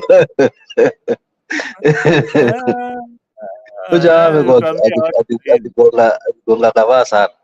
Sasa sijui ataambia watu nini. Sasa ameenda underground. Ameenda underground. Hajaongea sasa hivi. Kaa wiki sasa hajaongea. Tangu ile presa yenye walisema hiyo, nilikuwa nasoma karatasi yenye imeandikwa, anaweza sema si yeye kuandika, anaweza jitetea. But ever since then sijamuona kwa media house venye kwa kitokeanga daily asubuhi na molanga kwa hizi ma talk shows, ma debates. Si nilikwambia hiyo ilikuwa ni satire. Ni vipindire. Ilikuwa ni ya kuprepare wase, yani unajua manze base baki intact.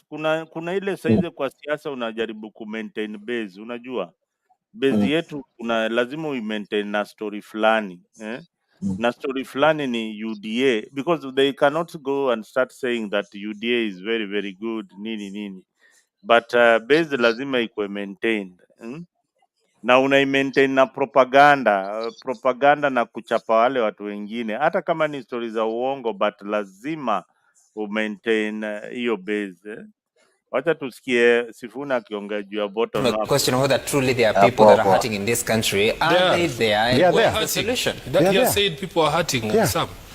We are also part of that people who are hurting. It's not as if we are immune or from the ravages of the economy. I just wanted to say a few things. First of all, it is clear. You can see that when an idea is not yours originally, you will struggle even explaining it. You can see what the difficulty that my brother Maura is going through, trying to tell us the how. I want to hazard a guess that these people in Tangatanga have never actually spoken to an actual Mama Mboga. They have never asked an actual Mama Mboga, what do you need to do your business? Because in their mind, Maura will show up with aprons emblazoned with a wheelbarrow and give Mama Mbogas in a market and take pictures and say they have solved the problem of Mama Mboga. The Mama Mboga who wakes up earlier than you do, Maura, because you were late to this show, she has to go to Marikiti by 5 a.m. to wait for Mboga that is coming from up country. She trades in Mboga. So how does that Mboga get to her? A government that sits somewhere and plans an irrigation scheme is thinking about the Mama Mboga to produce the Mboga down there for the Mboga to get to her. We have cases of mangoes overproduced in Elgeyo Marakwet. We saw photos in the newspaper of these mangoes rotting on a road. Because this bottoms up from our friends. Instead of, for instance, building that stadium that I've challenged them to build so that the young talent can come up, those runners make more money than we do, and the government has done nothing for them. They wake up and run on bad roads, but they have the talent. What you need to do is to help them. If Boshmwa Koech, you build the dam in Kimorer, then now you call for a Harambe to help these young people to buy fishing cages, to help them to buy boats, to do tourism on the lake that is a result of your construction of a dam. That is bottoms up. They can be able to help themselves to rise up. But you disappear the entire dam. It is not there. It is gone. One person then comes back with those millions to say, now we are going to do a Harambe to raise the profiles and the support of these young people. It is dishonesty. Number two, we have a system of sending money to the grassroots. It's a wonderful system. It's called devolution. governor here has a fund to be able to build markets for that mama mboga that you talk about to leave the roadside. She needs to thrive in an environment that is dignified.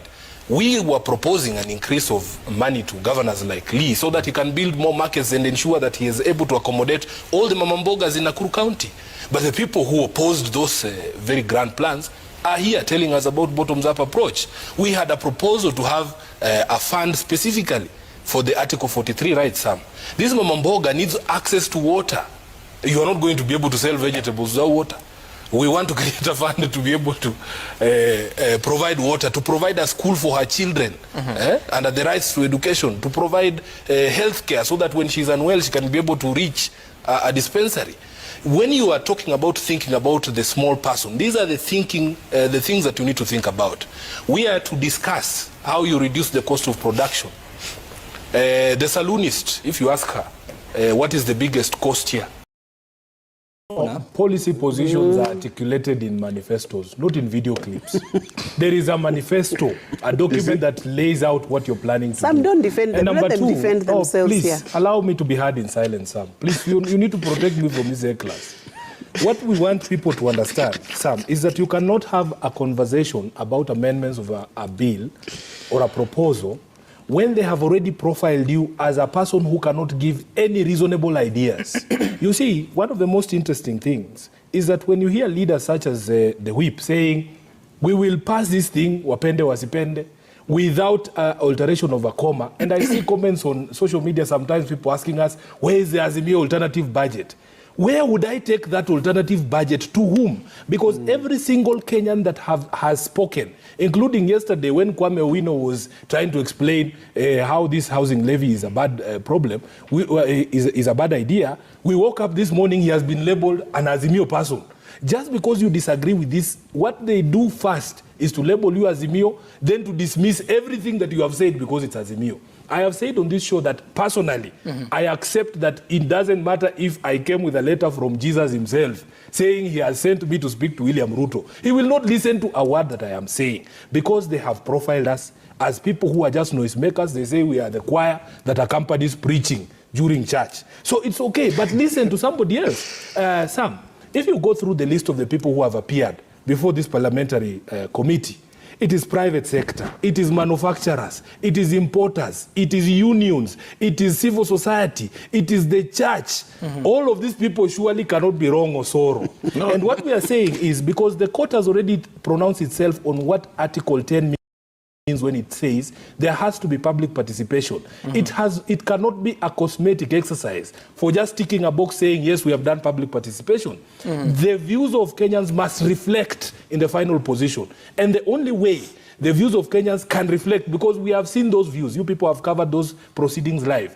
Kenyans have said we reject this thing in total. Now, Sam, I want to discuss something that is very dangerous in our democracy. Separation of power. We mtu wangu Buda,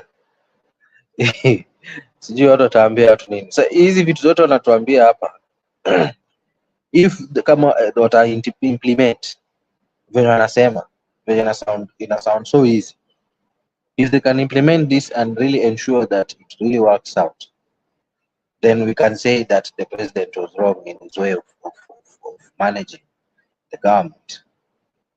But if at all they will still be included or incorporated in the cabinet and by extension be part of the government and still they fail, then tutasema bana jamaa kina Sifuna bana, hiyo ilikuwa ni makelele mingi walikuwa wanatupea. No, ndio maana nikasema come 2027, if by that time then Gava ita achieve positive outcomes and positive growth, even having incorporated these guys, then Buddha utajua ilikuwa tu panganga alikuwa anatupea. Unaona, na Sifuna tunaweza sema ilikuwa panganga, but kama ata achieve then hiyo ni poa. But unajua kitu fani sasa hapa ni hii venye kwa kibash Gava, alafu sasa hii naweza taka sana yani wamuite tu kwa hizi matoko yote. Hakuna yani tumsikie sijui wamehepa bwana, wametoa edi sijui nani These Sasa guys mtu are ataongeleza. wapinzani. I want to see them on TV bashing William Ruto. Sijui watakuwa wanasema nini. Saizi wamechanganyikiwa bwana. They need to, I think they will have to, you know, in politics lazima utafute the next enemy. Gachagua pia huwezi piga vita sahi. Yeye yuko kwa serikali mbaya sana. Sasa na Ai, hii story mm, nimekuwa nikiona mm. ati mavijana majenzi wanasema wataenda kuoccupy JKIA. Unaonaje hiyo story? I don't think you know millennials wale pia are anti-Ruto's government have also hijacked the situation. So what the people who are really unasikia hii story, the people who are really pushing the Gen Zs to another agenda which was not part of the agenda ni hii hawa watu wa Azimio hawa watu wa pande wa opposition. Yeah, when you saw them hijacking the conversation, ukienda kwa X, yani unapata people of our age group ndio wana participate hapo wengi sana and pushing an agenda of a revolution. Ruto we must occupy JKA and all that. I think Kina Anifa and their team, they had got an agenda that they wanted to push. These agendas that we are seeing all over the social media, they are confusing. You don't know whether they are coming from the Gen Z. You don't know whether they are coming. Hmm? JKIA bana, ile ni critical infrastructure bana. You know? Yeah, you know, once you occupy that then it means that hakuna ndege zina land na na hakuna vile sasa utawatoa hapo aje. And by the Ile place way, ni itakuwa ni sensitive ngumu. bana. Wanasema wanaenda kulala kwa runway. But the way these kids are crazy, they can do that if because hizo vile wanaongea wana watch movie mingi sana na wamewatch nakwambia yangu wewe Wanasema black. hii ni movie. Yeah, we si ni movie. We black wewe ukikuwa young, do you know the things that you could do? Eh? Nyenyewe. Yeah, there are things that yani anakwambia twende tu mnaenda.